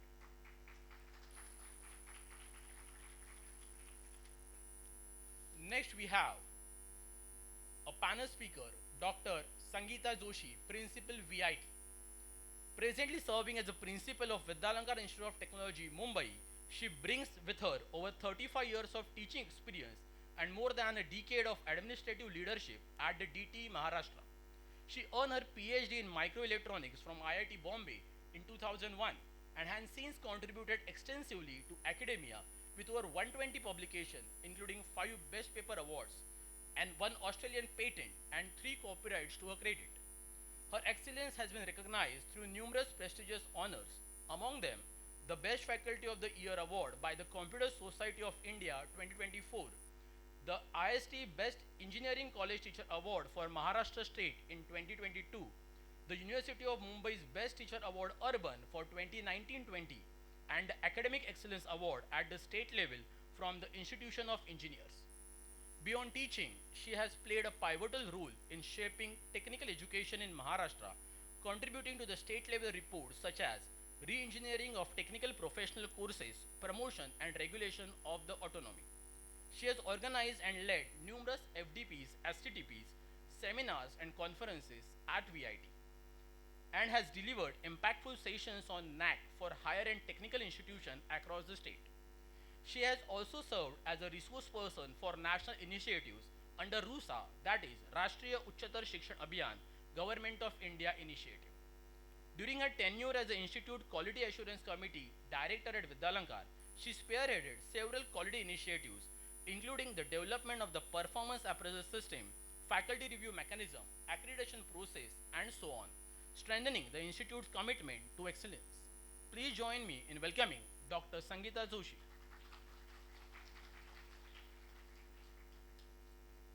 Now moving further, let me introduce to our speaker and the moderator for this session, Dr. Avantika Tomar, partner and L&D head, EY Parthenon. Dr. Avantika Tomar brings with her over 12 years of strategy and organizational consulting experience across diverse sectors including education, sports, finance, service and public sector spanning India, Australia, Kingdom of Saudi Arabia and UK. Her current focus lies in K-12 higher education and EdTech with a personal ambition to drive policy-related transformation, particularly in India and MENA region. Beyond consulting, Dr. Tomar is a passionate academician committed to practical business learning. She serves as a guest professor at leading institutions such as IIM Kolkata, IIM Udaipur, IIM Trichy, BITSOM and Masters Union. She is a core member of FICCI's Higher Education Committee, a two-time TEDx speaker and a sought-after voice on the future of work. Her keynote addresses have been featured at prestigious global platforms including the World Economic Forum Industry Conventions, the Corporate Research Forum and the Global Youth and Apprenticeship Network. Please join me in welcoming Dr. Avantika Tomar. Okay, we were also expecting Ms. Isha Khoth, Manager, Talent and Culture, Publicis Group, but due to the health issues, she is not able to come. Over to you, Dr. Avantika.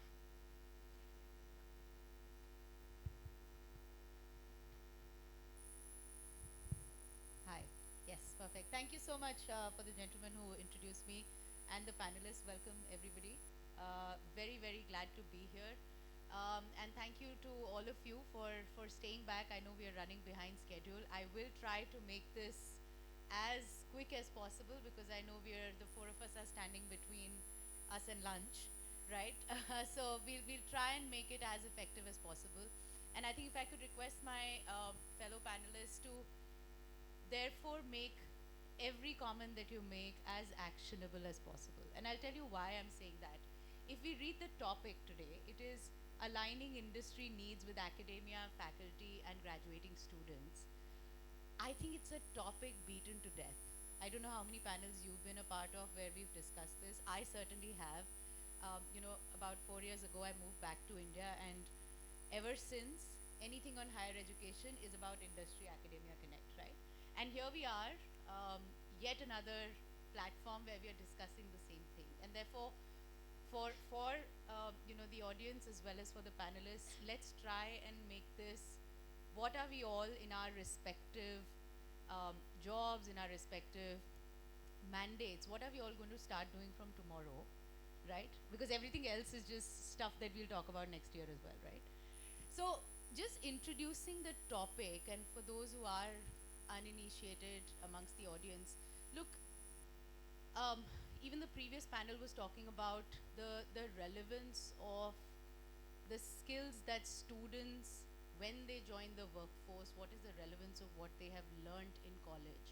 How does that knowledge that as good professors we all try to impart to the students, how does that knowledge translate to employable skills, right? And the only way to be able to do that for, Sangeeta, myself, people who teach, who are in front of students in a classroom, the only way for us to be able to do that is if we know what Ashraf and Sanjay want, right? Because there is no way in which a professor can meaningfully cascade down theory into what is a student supposed to do on the job on day one of their employment, right? A professor, I'm telling you, cannot do it, right? I'm sorry, Sangeeta, if I'm speaking on your behalf, but we are unable to do that if we don't speak to the industry. So therefore, there are three things, right, which we will spend time today, the next kind of 30-35 minutes. One is teaching and learning in the classroom, which means what is being taught, right? What is the content of what is being taught? Second, how can employable skills therefore be brought in, not something after you join the workforce, but before you join the workforce in a place like this, at an institute like Vidyalankar, right? And third, research, right? I don't think any meaningful discussion on industry and academia can happen without talking about applied research, and you use the word, Sangeeta, without applied research, without real world research, right? I think the gentleman who was introducing me just spoke about my work with FICCI as well, and we recently had, Honorable Minister Nitin Gadkari speak about higher education. So now some of you must be thinking, he's the road minister, right? He's the highways and roads. What does he have anything to do with higher education, right? Oh my goodness, you should have heard the man. He very beautifully translated how to deal with garbage in this country, waste management, how to do meaningful applied research on garbage, convert it into tar to build roads, right? So if we put our intelligent minds in this room itself, if we put our intelligent minds between industry and academia to work, any problem at our grassroots level can be solved through applied research, right? And therefore, I think that will be our third topic, where how can industry come together with an institute, let's say like Vidyalankar, to say, here is the real world problem. You are an institute of technology, come solve it for us, right? So that's just the context of hopefully what we'll discuss in the next half an hour. But as we begin, can we unpack some of the words in our topic first? And maybe Ashraf, I'll come to you first, if that's okay. Tell me, what does the industry, from your perspective, want from academia and faculty? We'll get to the students in a second, but what do you want from academia and faculty? Well, first of all, Avantika, I've been teaching since 2004, so I think Sanjay is on his own when it comes to industry. Sorry, Sanjay. Didn't mean to leave you alone there, but it's 3 versus 1 now. Yeah. But, that's an extremely important point. I think this is something, I come from the marketing services industry, and it's among the fastest evolving of transforming industries in the world today. And a lot of that is led by technology, AI, analytics, data, so on and so forth. We all know that. The demand in my industry for quality talent has never been higher in history. But the gap between wanting that talent and actually finding that talent has also never been higher in history. And I don't think it's a question of who's to blame. I think the onus lies on both industry and academia.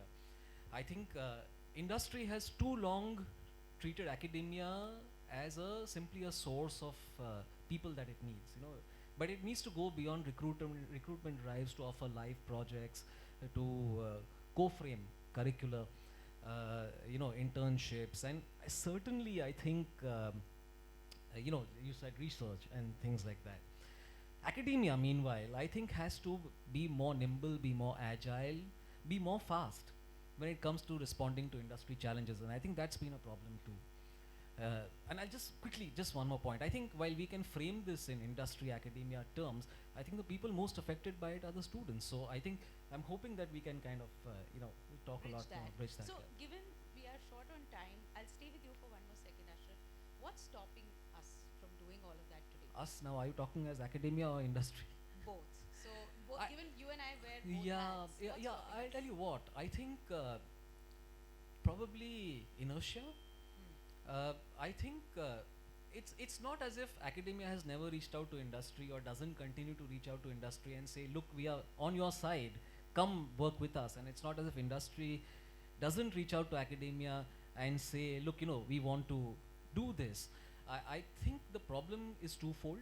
If I were to generalize, one is that the industry is not aggressive enough in pursuing academia, saying, no, you've got to do this, we need this, and therefore we cannot hire your candidates unless you do that. And I don't think academia, especially in India, I think where it tends to get very bureaucratic, can respond fast enough, get over its own problems, and get in place the talent it requires to be able to pass it on to students, in fact.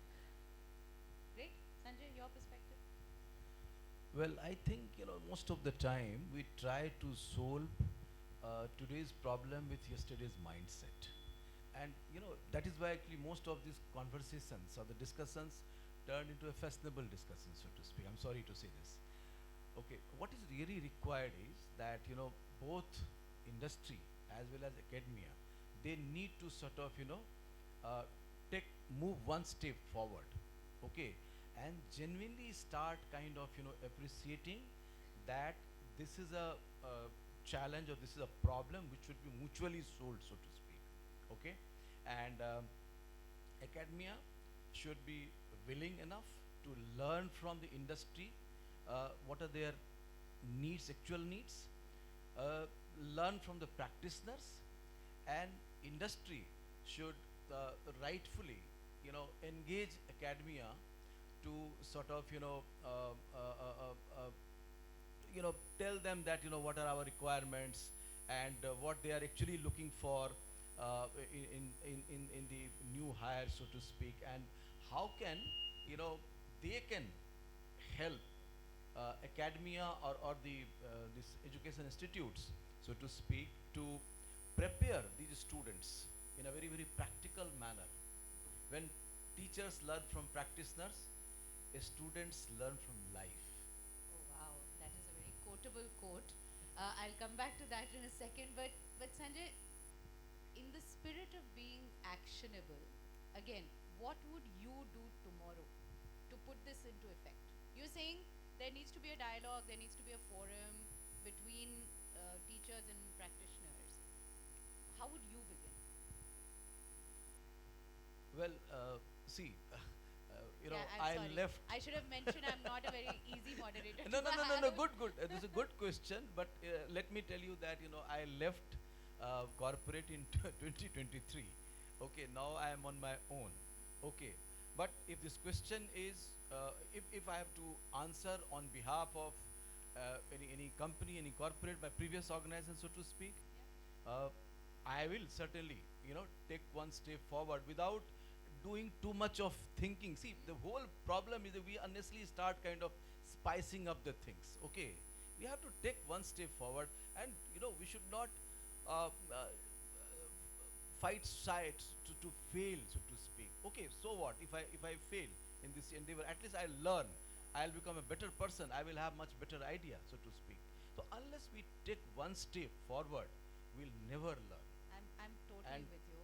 And the other party also will not join, will not be able to build trust. Yeah. Today what is happening, it is just converting into intellectual discussion. That's it. We are not building trust. In consulting, we call it analysis paralysis, right? So let's come to the true other party, which is Sangeeta, who's a true Right. professor here. True, And I think yes. I'll repeat what Sanjay said. When a teacher learns from a practitioner, a student learns from life. Can we just clap for that for a second? I think that was excellent, very beautifully said. So, are our teachers willing to both teach but also learn from practitioners, Sangeeta? Yes, Avantika, this topic, industry, academia, collaborations, since long we have been hearing, and as Avantika said, there are very few actionable points till today. Even the government of India, government of Maharashtra, and all academicians and industry experts, they are actually working on it. A decade ago, you would find that this demarcation was a very thick demarcation, coming industries closer to the academia, or rather continuing engineering education, giving to the industry from any academics. So, but today you will find that mobility is to a higher scale. Industries are coming forward, academics, because in the accreditation, collaborations are having the weightages. And even the benefits are also there to the students from the employability point of view. So everybody is well aware about these collaborations, and now mingling is happening. However, what I would say that it is only event based. It is not a system as such.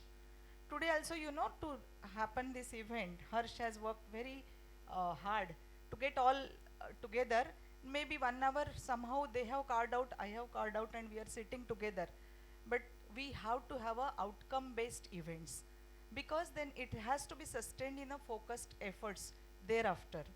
Then only it would happen that something would be getting to the faculty. Definitely today faculty's job is very, very challenging. Those days have gone, teach and go home. They are supposed to be updated, they are supposed to be mentors, they are supposed to be keep updated and have a strong networking with the industry experts. Then only we will be able to understand what the industries are expecting. Moreover, I would say there are 3 components in the academics or any educational organization: curriculum design, delivery, and assessment.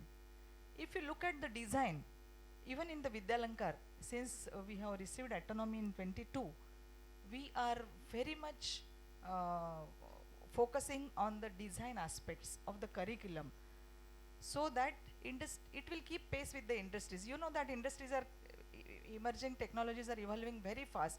Any curriculum design cannot frequently be changed to that extent. That is definitely there. Even you look at the R&D. In the R&D industries, they are going very fast. Research that we are doing at the Educational Institute remains on shelf thesis only. So what is required in an action plan, you say?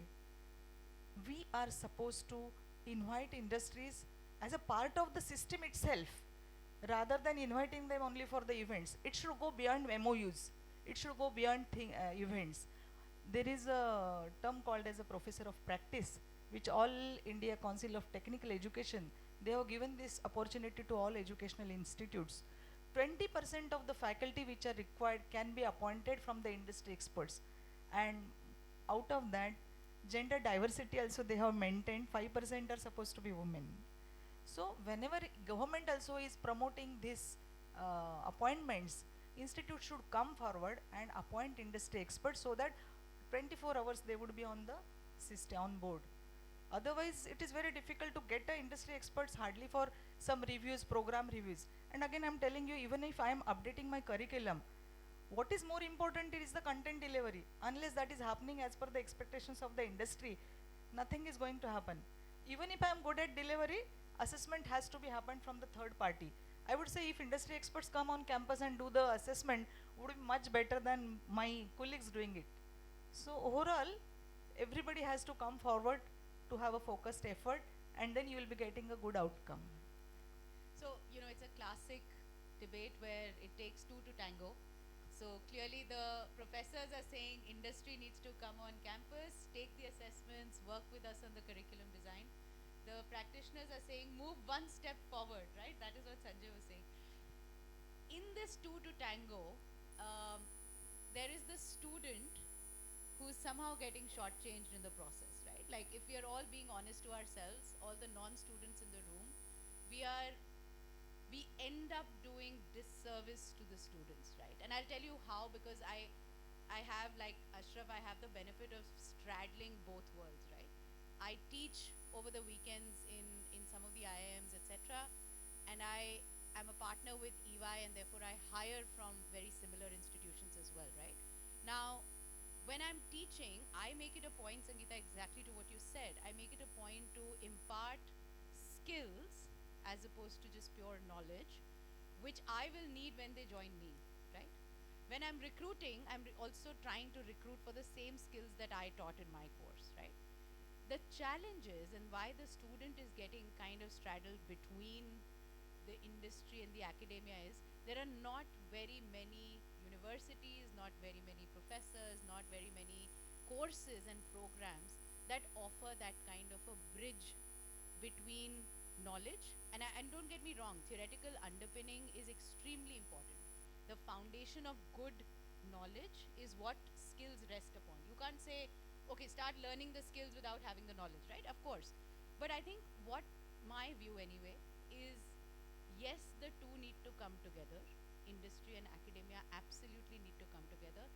But we are often forgetting the student in the mix, right? I am yet to attend a conference, and as you can probably guess, I attend very many of them, where one of the panelists is a student. Just think about it. We are discussing industry, academia, connect.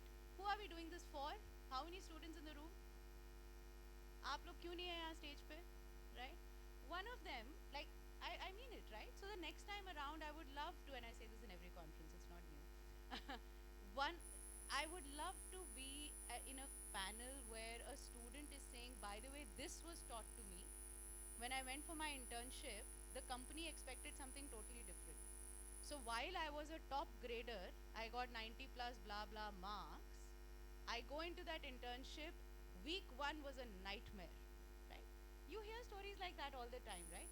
That's the bridge I just feel. If we start becoming centered around what will make the student's life easier, whether it's an internship or a job or a startup, if it's an entrepreneurial ambition that they have, how do we make that ambition of theirs easier and work backwards from there, whether we are the industry or we are the professors? My view anyway, I think it's going to bring us closer in a way that we haven't been able to outside of intellectual But anyway, coming back, Sanjay, I'll come back to you if that's okay. Tell me, where do you feel, and I know when we were discussing this amongst ourselves, you spoke about ethics, you spoke about the soft skills, you spoke about, continuing on that theme with the students, right? Where is the industry academia connect required to make sure these students not only become,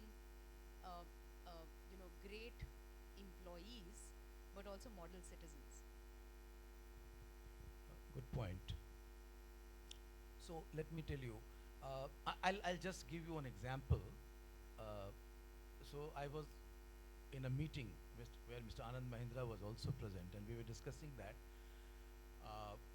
from which Mahindra company we can get the right talent for the kind of platformization we that time wanted to kind of do in our business.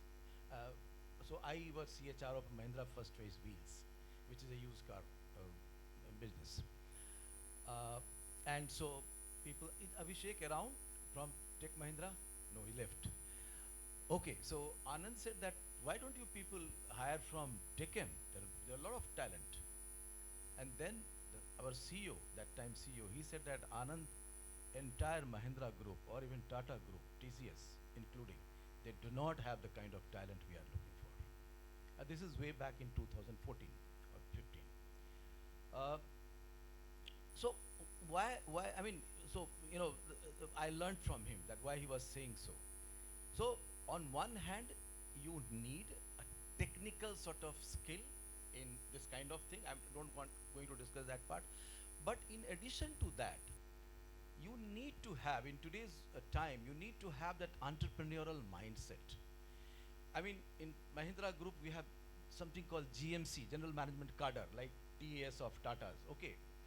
And Anand also suggested that you can get somebody from GMC cadre also. But our CEO, he said that, look, GMC would come and they will require that they should have team under them.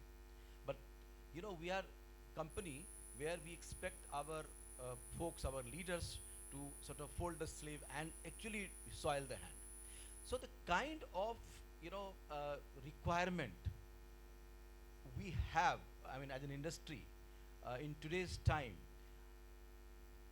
I don't think in the education institutes, they are kind of,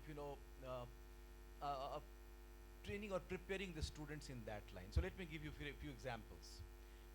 So we do not want toppers. We actually want thinkers.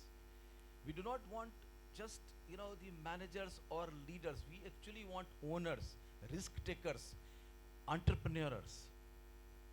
We want someone who is, who has explorer spirit, so to speak, who has curiosity of scientist, and who has the perceptual equity of the early man. So that kind of thing is not taught, but this is industry reality. These are no more cosmetic ideas, so to speak. These are the realities of today, okay?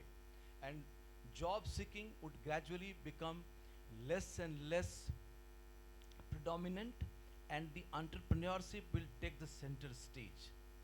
So in that kind of background, you need to have that kind of mindset, and academia needs to be ready for, that kind of curriculum, that kind of, they should be ready to sort of teach, and prepare the students in that way. Excellent, excellent. Again, very well put, Sanjay. I think back to the students in the room,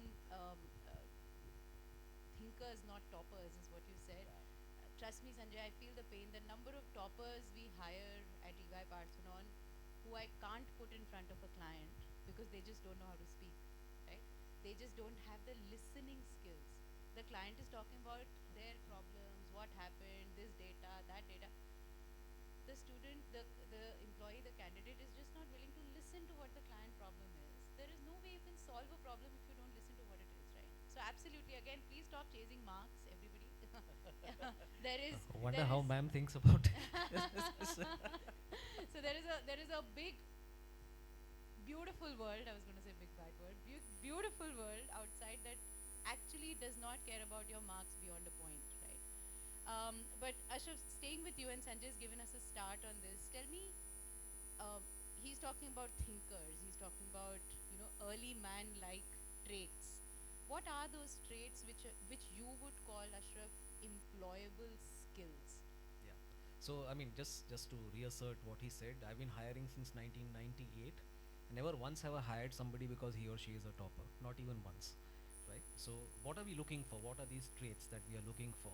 So take away the fundamental, right? That you know how to do a particular job, right? If you can't design a car unless you are an automobile engineer, take that apart. What am I looking for? And I was actually going to say this in my closing remarks, but it's a good time to say it now. What I call the employability paradox, right? What is it that is going to make you stand out? It's going to be stuff like emotional maturity. It's going to be stuff like client management. It's going to be stuff like great written and verbal skills, things like that. We used to call it soft skills or supplementary skills earlier. I can tell you that they're utterly fundamental now. So, and what am I looking for? I'm not looking for just the academic qualification. I'm looking for these things, and I'm looking for two other things in particular. One is the ability to get things done. It sounds silly, it sounds very basic, but I cannot tell you how rare that is to find. The ability to get things done, and B, the ability to work with other people. Because unless you are somebody who's working alone, which is very rare, you're going to be working with teams in collaborative setups. So if these few things are in place, then to me that's a great candidate. And how does, sorry, just to follow up on that, how do people like Sangeeta, myself, yourself, people who are in a classroom, how do we get to teach some of these things? Like it's hard, right? Like you're right, it's such a basic thing, get things done. How do we teach that in a classroom? Yeah, I think that's a great question, and it's not an easy one to answer. I think some of it, a lot of it happens by not sticking to the pedagogy that we have been sticking to so far. You identify a syllabus, you talk about theory, put it on a screen and walk out. A lot of it happens by doing exercises that you would actually face in an industry. So simulation. Simulations, exercises, things like that. So teaching through that format rather than talking down or just having a one-way, having a monologue with a classroom tends to work much better in my experience. So a lot of that is passed on through that. Great. Sangeeta, how much of that simulation, right? Because basically Ashraf is saying simulate a real world scenario inside the classroom to the extent possible. How much of that is actually feasible at, say, Vidyalankar Institute of Technology? So, well, what Sanjay said, I totally agree. We are supposed to impart knowledge. Application of knowledge is a skill. So, knowledge and skill are extremely important factors for students to learn. Apart from that, the third factor which Sanjay also noticed very strongly is the attitude. And Ashraf also said those life skills. So, these two things are taken care by National Education Policy 2020 by introducing the liberal learning courses in the curriculum. And these courses are not taught, or the pedagogies are quite different. These are activity based. Even the social service internships are also included, so that students get sensitized to the social concerns and problems. So once upon a time, I remember that one of the panelists in some other panel discussion, he said that while recruiting the students in a company, more than technical knowledge, attitude is evaluated very strongly. And from that point of view, the challenge to academic institutes is that we are handling Gen Z generation and molding them, keeping them in a discipline, adopting the professionalism. I mean, if what is the difference in academics and industry? The major difference is the ambience. So although we are supposed to have an ecosystem, fostering the collaboration and having that work culture, unless my faculty show the professionalism, unless they show, because normally students are following the faculty. So in the content delivery, wherever they are doing discipline, work culture, work ambience, professionalism, all these things would automatically come if the faculty, it is imbibed in the faculty and the ambience itself. Discipline. The discipline in industry is quite different than the discipline is academics. So unless we imbibe that culture, it is very difficult. No, that's a great point, Sangeeta. That faculty needs to lead by example, right? They need to emulate the behaviors, all the lovely things that all of you have said. If our faculty, and again now this is us talking to all the faculty in the room, if you lead by example, if you have those behaviors around problem solving and good communication, good teamwork, like you said, I think the students, it'll have a ripple effect is what you're saying. No, great point, Sangeeta. Just one last question for you before we open to the audience. What is your expectation from the industry when it comes to research? Well, Avantika, research at the educational institutes. In my institute, we are having 2 PhD programs. Currently, what is happening, it is a topic driven or the publication driven, not the problem driven. And even if I take up a problem of an industry for my research, actually what happens, one of my PhD students, I had given video compression techniques 10 years back. That time only mobile handsets, small handsets were there, Androids were not there. But by the time she completed the research in the video compression technique, industries has gone much ahead, and that research become useless then. So unless you do research, of course that despite this fact, one has to take the applied research. I do agree with you, because the otherwise it is a thesis in the shelf rather than it is a to be used in the industry shop floor. So definitely applied research has to be there, but what are my expectations from the industry is that unless we have a collaborative problem statement which is given by the industry for their from their R&D departments, if they appoint some industry mentor for the college itself, and if they evaluate, they take the reviews of that, and probably the pilot first run of that PhD outcome, if that would be in the industry, then only probably it would be able to happen. I mean, that is the useful outcome. Otherwise, normally you will find that the research remains on the shelf itself, that thesis. Well, my midlife crisis is because of exactly that point. My PhD thesis is sitting in a beautiful shelf somewhere. It did not benefit anybody. Fortunately, I worked in a DRDO problem Great. and Red Hat technology in IIT Bombay. So still it is in use. Excellent. I'm sure you feel and sleep much better every night compared to me. But let me open that on that thought to the audience again. We are discussing industry, academia, connect, and how to bring the two worlds closer. My personal plea to everyone is, how do you bring the two closer for the benefit of the student, the ultimate beneficiary for which we all exist here in a place like this, along 3 metrics, 3 dimensions: teaching and learning inside the classroom, imparting employable skills to the students, and then finally, on research, how to actually solve a problem, do problem-based research like Sangeeta said, as opposed to publication-based research, which I'm sure a lot of faculty, hand on heart, we've all published, but did it solve anybody's problem? Something for you to think about. But questions from the audience, please. I see a hand up there. Yes, please go ahead. Do you want to yell your question? Okay.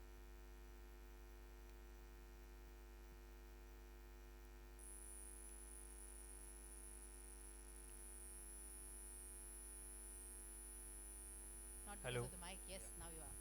So I really liked your take, how you said that in this panel discussion there's absence of a student, and the student is always the neglected factor in such discussions. So firstly, I'd like to countertake that. You could have just picked a volunteer from the audience. Okay, Yeah, fair so enough. this Next time. this panel would have been more fruitful. So the biggest problem, okay, the student is neglected. The industry expects something from the students. They convey it to the teachers, the faculty. The faculty teaches us in a certain way. But the problem is we are not able to apply that knowledge. There's a lack of space where we can apply that knowledge. For example, maths. You learn maths, you learn how to solve a particular set of questions, then you try to solve them your own. You're applying the logic that you have learned. So, for an example, there's this subject, business communication. I have learned it, but I don't have a space to apply that knowledge. So, this is a big issue students face, and this is creating the, I don't know, the bridge, the gap between what the industry wants and what the students are failing to provide. So, what could be done in such case? For Yeah. me, from my stand, let's say the government, as ma'am said, government is taking certain initiatives. I don't think it's enough. From my side, the suggestion would be something like, since corporates have something in compulsion such as CSR activities, they should also have a certain compulsion of hiring interns or having students at a certain numbers, which can learn, which can come to their companies and have some work and apply the knowledge that they have learned. Yeah, yeah. No, it's a great thought. What's your name? Sorry. I'm Sujan. Sujan. So absolutely, Sujan, I'll take a stab at it and Sangeeta you can add. But our education policy now talks about internships and apprenticeships. So the government is now mandating, not just for degree programs like yours, Sujan, but also for diplomas, even certifications, that unless there is a hands-on learning experience, you cannot consider a degree or a diploma complete anymore. So are we there yet in terms of both quantity and quality? Some places still there is just a check mark. It's just a tick the box, sarkar ne kaha tha, humne kar diya, right? But is the intention exactly what you're saying, that let students learn something in a classroom, apply in the real world? The intention is exactly that. We'll get there in terms of both quantity of these internships, but more importantly, and what I'm more passionate about, is the quality of these internships. Because for anybody who's ever interned anywhere, you are the lowest in the food chain. Nobody really cares about you in the organization. That still hasn't changed, right? Even large organizations, large tech companies, large consulting firms will give just some work to the intern ki ab aaya hai to kuch dete hain, but that needs to change a lot more. But it's happening. I would say it's moving. I don't know, Sangeeta, what your thoughts? Yes, yes. What Sujal said, he quoted an example of subject mathematics. I would say in every subject rather, it is having some boundaries of that subject. Whenever students are doing well, maybe knowledge is acquainted, application of knowledge is there, skill set is also developed, but that skill set is limited to that subject only. So for that purpose, in Engineering Institute, what we are doing, we are actually having a 2-credit course for every semester, semester 3rd onwards, wherein we are actually following the integrated approach. I have learned C, I have learned Java, I have learned data structures, algorithms, but integrated approach towards this for solving the real life problems. So these problem solving abilities using all interdisciplinary subjects is more important, and exactly that we are going to do in this course. So probably That's that more will like the solve these problems. Systems Yes. thinking as well. Yes. Got it, got it. Hopefully that was helpful, Sujan. We're getting there. Trust me, man. Yes, it was. Yes, please. There's one here and then one here, please. Thank you. Yeah, good afternoon all. Thank you for such a fruitful discussion. I'm Dr. Rugved Devlekar and belonging to TSS Consultancy Private Limited, working as a manager of HR and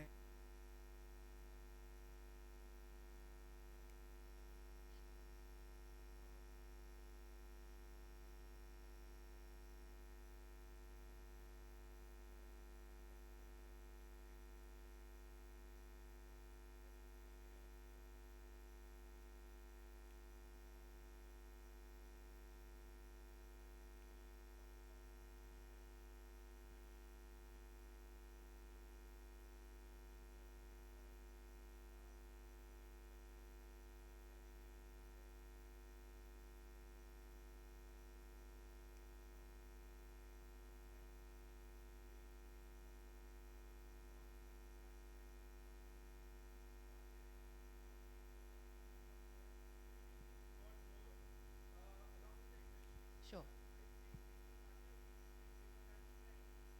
They'll pass it on. Perfect. Great question. Ashraf first and then Sangeeta. Yeah. So I think, great question first of all. So I work very closely with I'll give you a real life example. I work very, very closely with the Advertising Standards Council of India. I head 4 functions there. The Advertising Standards Council of India, for example, has institutionalized what they call an FDP. You would know what that is, a faculty development program, where they work with mass media and communication institutions across the country specifically to train faculty on the advertising codes of India. And that the faculty then is equipped to then train their students on the advertising codes of India. So I think this is a critical point, and I don't think we talk about it enough. I mean, every time I've raised this issue with various institutions that I have taught in, there's, you told, yeah, we agree with you, but then nothing happens. Whereas, there are industry examples like the one I just cited where the focus is critically on faculty, because that's how you achieve amplification. You train one professor, you've actually trained 100 students. Whereas, it's not the other way around if you're in a classroom. Well said, Ashraf. Geeta, did you want to add anything? Yes, please allow me to speak in Marathi for one sentence. Rugved, मी focus याच्यासाठी फॅकल्टीला म्हणाले, आपण मराठीमध्ये म्हणतो आडात नाही तर पोहऱ्यात कुठून येणार. तर it is very important for a faculty to update and be competent, आणि for that purpose Vidyalankar is deputing faculty for faculty internships in industries. It is a regular practice. They are getting exposed to all industries, tools and data sets, whatever is available. And second thing is that even continuing education programs, which educational institutes are supposed to do it for the industries. Many of my faculties in the design thinking, recently Professor Patel had been to a couple of industries. So that is also getting promoted. So this is really helping each other to have that culture on our campus. Excellent. We just need more of it, I think, and across universities and campuses. Absolutely. Hi. Thank you so much, Avantika. I'm Nagesh. I'm student of JBIMS Mumbai. So I'm HR student. So what are the major constraints in building the strong academia industry synergy, and what are the practical measures can help overcome them? Because we talk more about we have synergy, you are giving the liberty to student attend, there will be live project internship, but I feel there are some constraints because we give them the projects, but actually in the shorter time period what we are expecting from them is will not get exactly delivered. So what could be the ways that we can improve these practices? So I can start, and maybe Sanjay you can add to what the constraints are. I think, look, my view anyway, Nagesh, is biggest constraint is each side thinks the other side doesn't understand them. It's like a bad marriage, right? Like because the husband thinks, oh, so she's not understanding me, the wife. Because you are offering us internship, but she will ask for the 75% attendance again. See, so both sides believe in what they have to offer. Professors are very passionate people. They love their subject. They really like to impart a lot of knowledge, right? They want all their students to have everything that's in their head in their heads, right? Coming from a good place, right? But professors, generally speaking, by and large, do not understand how much of what they are teaching is actually not relevant for the student to work, right? Might be great for knowledge, but not relevant to work. Industry on the other side, again, I can speak from both sides of my mouth because I am genuinely on both ends. Industry on the other hand believes there is no way. As soon as the person joins, the first thing we have to do is we have to train them. Why do you think the Infosys big campuses exist? You know, in Mysore campus, 6 months of training. Ideally, if you ask me, an engineer has just come out of a college, should be deployable from day one, right? The person has just studied computer science, you want them to do computer science at work, they should, from day one, they should make money for you. You've hired them, you're paying them salary. Why are you training them for 6 months first? It shouldn't happen. But I think somewhere along the way, I feel this trust that colleges will give us what we want, that trust has now been broken, right? So we as well, even from a consulting standpoint, I can tell you, business school students, straight out of the ISBs and IIMs of the world, first thing we do is we give them training on storytelling, PowerPoint, financial modeling, because those are the skills I need from my staff, right? They're coming from an IIM Ahmedabad. Surely they know how to build an Excel model, right? But somewhere along the way, I feel both sides don't understand each other really well. Both sides have, in a way, kind of given up on the value both sides add, right? And time. I think time is probably the other constraint. If you give me, like Sujan said, if you give me 10 interns, it's great, but can I meaningfully train 10 interns while I'm running 5 projects, doing these conferences, writing a paper, teaching on the side, etc.? Sometimes time is an impediment. But Sanjay, would you like to add to what are the constraints Nagesh is asking and how do we solve? I would rather like to put it in a sort of, I would propose a model, so to speak. Okay. So see, the problem is that, I mean, later when, with your permission, I can say that professor thinks that everybody is a student for him or her. That's the mindset. Okay. Whereas industry actually, goes by the sort of value chain concept or supply chain concept, where there is someone who is consuming a product and someone who's processing the raw material, and then you have supplier. Okay. So if you could see, when I'm saying you, I mean academia could see this entire chain in terms of industry as actually your customer, students as semi-finished product, then you can have a business development person who can go and, like any industry, can pitch to the few companies, okay, of your interest, and say that, hey, let us co-create the right talent for you, okay, and I'm inviting you, you share the actual role, actual competencies needed, and you evaluate, and I will sort of co-design the curriculum along with you. Okay, so you then you involve. So like any company, you will have you should have a business development person, you should have a curriculum design or product development person, and then there should be there should be a journey, so to speak, and then that model, I think that would sort of create a big sense for industry also to invest and reap benefits, so to speak. So this That's the bridge, according to you. that's the bridge. Let universities have a professionalized workforce. That's whose right. Job it is not to teach, but to build today the bridge. Avantika, what is happening, we have very socialistic kind of mindset. चलो लोगों का भला करना है, student का भला करना है, इसलिए इंटर्नशिप दिलवा दो, सरकार ने कहा इसलिए कर दो. That's not the right approach. Approach should be that they are the semi-finished product and industry actually need them. But then academia has to actually take charge of sort of doing the business development, co-create these products as a finished product, okay, and involve them. This time we had 100% internships to all students. So things are moving forward, and I know that what Sanjay is saying is very correct. But somehow mindset, ambience, workplace culture, everything needs to be geared up. We are on the, I suppose, right track, proposing so many new models, finishing schools. What I said, that 2 credit course, faculty internships, there are many things which we are working on. We are trying to tie up with the industries for their skills, and what somebody said, I don't know, recollect Sanjay or Ashraf, ki train the trainers. So we are first time inviting industry to have that aptitude, technical, and whatever they would like to groom the students from employability point of view. Our teachers would be sitting in the class, and then next time they would be teaching.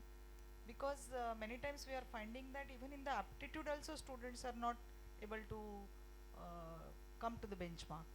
On a lighter note, I love it. He's saying they should do something. She's saying, "Arey, you come in first." Classic. Any last question? We can just take one more. Oh, sorry. Okay, last two. We'll take yours first, and then the lady there. Hi, this is Tejas, and I'm in tie-up with Vidyalankar Polytechnic since past 3 years. So basically, I provide internships to the students. Okay. So looking at this, I have three. I'll conclude in a short time. 3 points. There 2 would be suggestions, and 1 would be a question. Okay. So one of the suggestion is like we practice something called as virtual recruitment drive. Okay, or you can say virtual HR drive in Xavier's when I was there. So in that, what happened now? As you know, like TPOs stand for third year, final year students. Okay, but herein what we did was for the third year students, we called tie up the companies, because anyways TPO has all the contacts. Okay, and then the company came, they had a conversation with students and everything. So in which, but obvious nowadays students are quite sharp. They do their apties and everything. They try to do themselves. But what about the questions which HR have about them? How to like GDs and everything in front of GD, like in the faculties or any institution person, and providing GD in front of HR. actual HR of company. There is a vast different thing. Okay, because HRs know what they want from the students. Got it. So one of your suggestions is have Yeah. a preparation Drive. drive. Okay, Yeah, well done. for Okay, the what else? third year students. Yeah. Secondly, as I told you, like I myself, I hire interns from Vidya Lankar. So in that, what we identify is many of the students are like but obvious they are skilled. But what I feel is in 10th standard na, there is in Maharashtra we call it Kala Chachani. Okay, so what is your skill? And many of people like while hiring them, many students came saying that I want to do digital marketing, I want to do networking, computer networks, or they want to do something related to hardware. But once they come their their idea changes. Okay, the domain changes. So in that condition I would like to say, like in internal college they can have some set of questions, some set of things that they can identify actually what is the skill level of that student, and accordingly they And can guide therefore them. career counsel based on the skills they have and the passion that they have going Yeah. forward. Got it. Okay. Okay. So So- it's almost like a career counseling, help the mapping between what they have and what they want. Actually, many colleges get industry people in to prepare the students for the interview. So that happens quite often. Yeah. So what you're saying is that how do I prepare a candidate to face the interviewer at the industry level? But many colleges already have institutionalized. Yeah, yeah, that, And now that's there are what- third that's party just, edtech companies who do that, like a yeah, Board yeah, yeah, Infinity as an absolutely, example. absolutely. Okay. But that's what I'm trying to tell. Like, it should happen Across regularly. the board. Yeah. Fair Yeah, enough. yeah. Okay. So what's And, your question? Yeah, then? question would be like then like Vidya Lankar, I think so it is now autonomous if I'm not wrong, Yeah. right? So are like is Vidya Lankar planning to do something especially for job orientation of students, because now they have everything in their hand, I hope. Yes, that's what I said. There are basically three components: technical, communication, I mean life skills, and then aptitude. So we are preparing students right from semester 2 onwards. So 2, 3, 4, 5, 6, they will be in this zone. But is this career counseling and mapping of current skills to future skills, does that happen? We are actually collecting data from the industry, what are the prerequisites for suppose IT sector, and based on the conversation we are setting up the goals in those 2 credit courses. Clear. Okay, excellent. Last question. Oh, every time I say last, there's one more. Okay, last two. This time, promise. Everybody's hungry now. Students are more interested in the industry academia. Of course. Yes, please go ahead. Hello, I am Jayashri Gurung from first year MMS. Hi, As you Jayashri. have said that you want us to be thinkers, not toppers. But what is your recruitment criteria? Like you have said that you have all the toppers in your companies that you can't put up with in Yeah. front of the client. So how do you hire? So, Jayashri, I can give you the consulting answer. So, we actually, in any resume, we want balance, right? If somebody has consistently been rank 1 in school, in college, in MBA, and whatnot, but there is nothing else on their resume, they don't even get shortlisted. Let alone sitting in front of me and interviewing. They won't even get a shortlist, right? So, a typical IIM has a batch of 400, 450 students. As you can imagine, consulting is a very sought after profession. So about 350 students apply, 350, 380, somewhere there. We do first round of shortlisting, which is just purely based on CVs. We have a shortlist of 40 students, a hot list of 20, 25. If you just have marks and nothing else, you won't even make it to the 40, right? So for us, what do we therefore look for and hire for? We shortlist based on of course your grades plus positions of responsibility. So have you been in any leadership position either in school or college or business school or whatever? We definitely 100% shortlist for extracurriculars. So anybody who has done extracurriculars on a sustained basis, it could be anything, Jayashri, singing, dancing, painting, sport, public speaking, debating, quizzing, it could be anything, but just doing something consistently and at a good enough level, right, is a much bigger high for us in consulting than getting great marks, right? And then finally, if people have work ex, I mean, not that we don't hire freshers, but if people have good, relevant work ex, that definitely matters to us. Yeah. Sorry, I'll take that. It's similar feedback on toppers versus not. I would give yes. Absolutely. I think when you're interviewing, what you're looking for is a holistic sense of a person rather than just the technical expertise that they have. I think that in a nutshell. Perfect.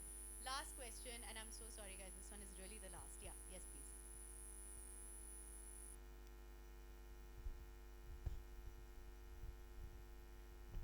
Hello. Hi. Yeah, good afternoon. It's a suggestion, not a question. Okay. For all the kids, young kids who are sitting at the back, please take this as a small advice. Do not assume that the corporate is some alien coming from the Mars. They all come from institute like Vidyalankar or any other college in Mumbai. So you don't have to be very different. Okay. Point number one. Point number two is academic institutes are not supposed to produce bricks for economy. They are supposed to produce intellectual people who have multiple facets of life. So let's do that, and they will do well in industry, research, academia. Rather than creating a facade of we have to be very different to be in a corporate, we have to be very different to be in research, we have to be very different to be in academics. That's not the story. My reading of research papers in education field, entrepreneurship tells me very simple thing. You be good at what you are. If you have gone to school in Vidyalankar and if you have taken a maths subject, be good in maths. You will always do well in life. Okay, thank you. Wonderful. All right, thank you so much on that note. Thanks a lot to my panelists as well. Thank you.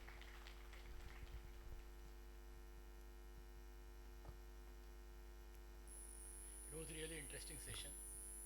Ladies and gentlemen, a heartfelt thank you to all the esteemed speakers for sharing their experiences and insights.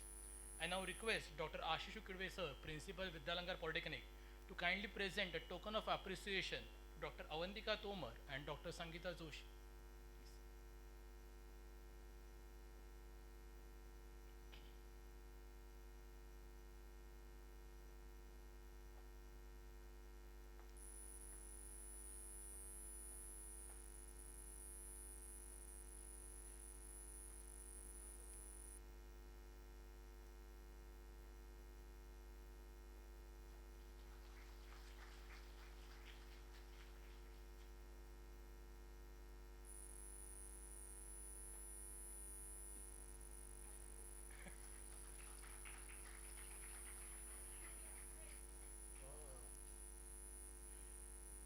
Thank you, sir.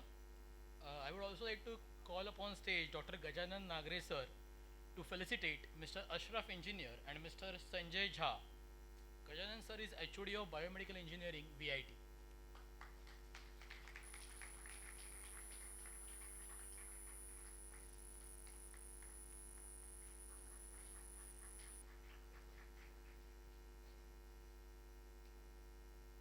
One group photo, please.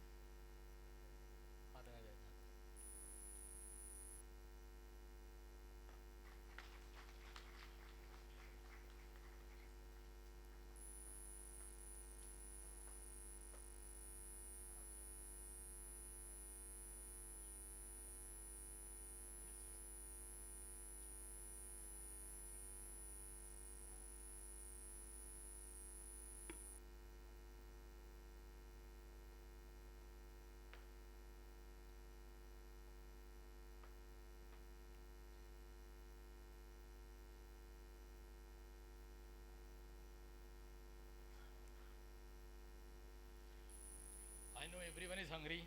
Let me just complete the procedure. Well, as we conclude this inspiring edition of HR Summit 2025, I feel truly honored to extend my gratitude to all our distinguished guest speakers. Your insights have enriched today's gathering and sparked meaningful conversations. We thank our management, our director, Mr. Milind Tadwalkar sir, our principals and vice principals of VIT, VSIT, and VP. Your leadership and support have been instrumental in making this summit a success. I also wish to thank the HR fraternity, our delegates, alumni, faculty, and students for their enthusiastic participation. A special mention to the organizing and support teams. Your tireless efforts behind the scenes are much appreciated. This HR Summit has served as a platform to inspire, connect, and strengthen the bridge between industry and academia. We look forward to many more collaborations that will continue to shape future-ready leaders. Well, after this, ladies and gentlemen, now I'll invite all the guests and dignitaries to proceed for the networking lunch arranged in M Block lobby. Please join us to continue the conversation, exchange ideas, and connect with fellow professionals. Thank you very much. Have a beautiful afternoon.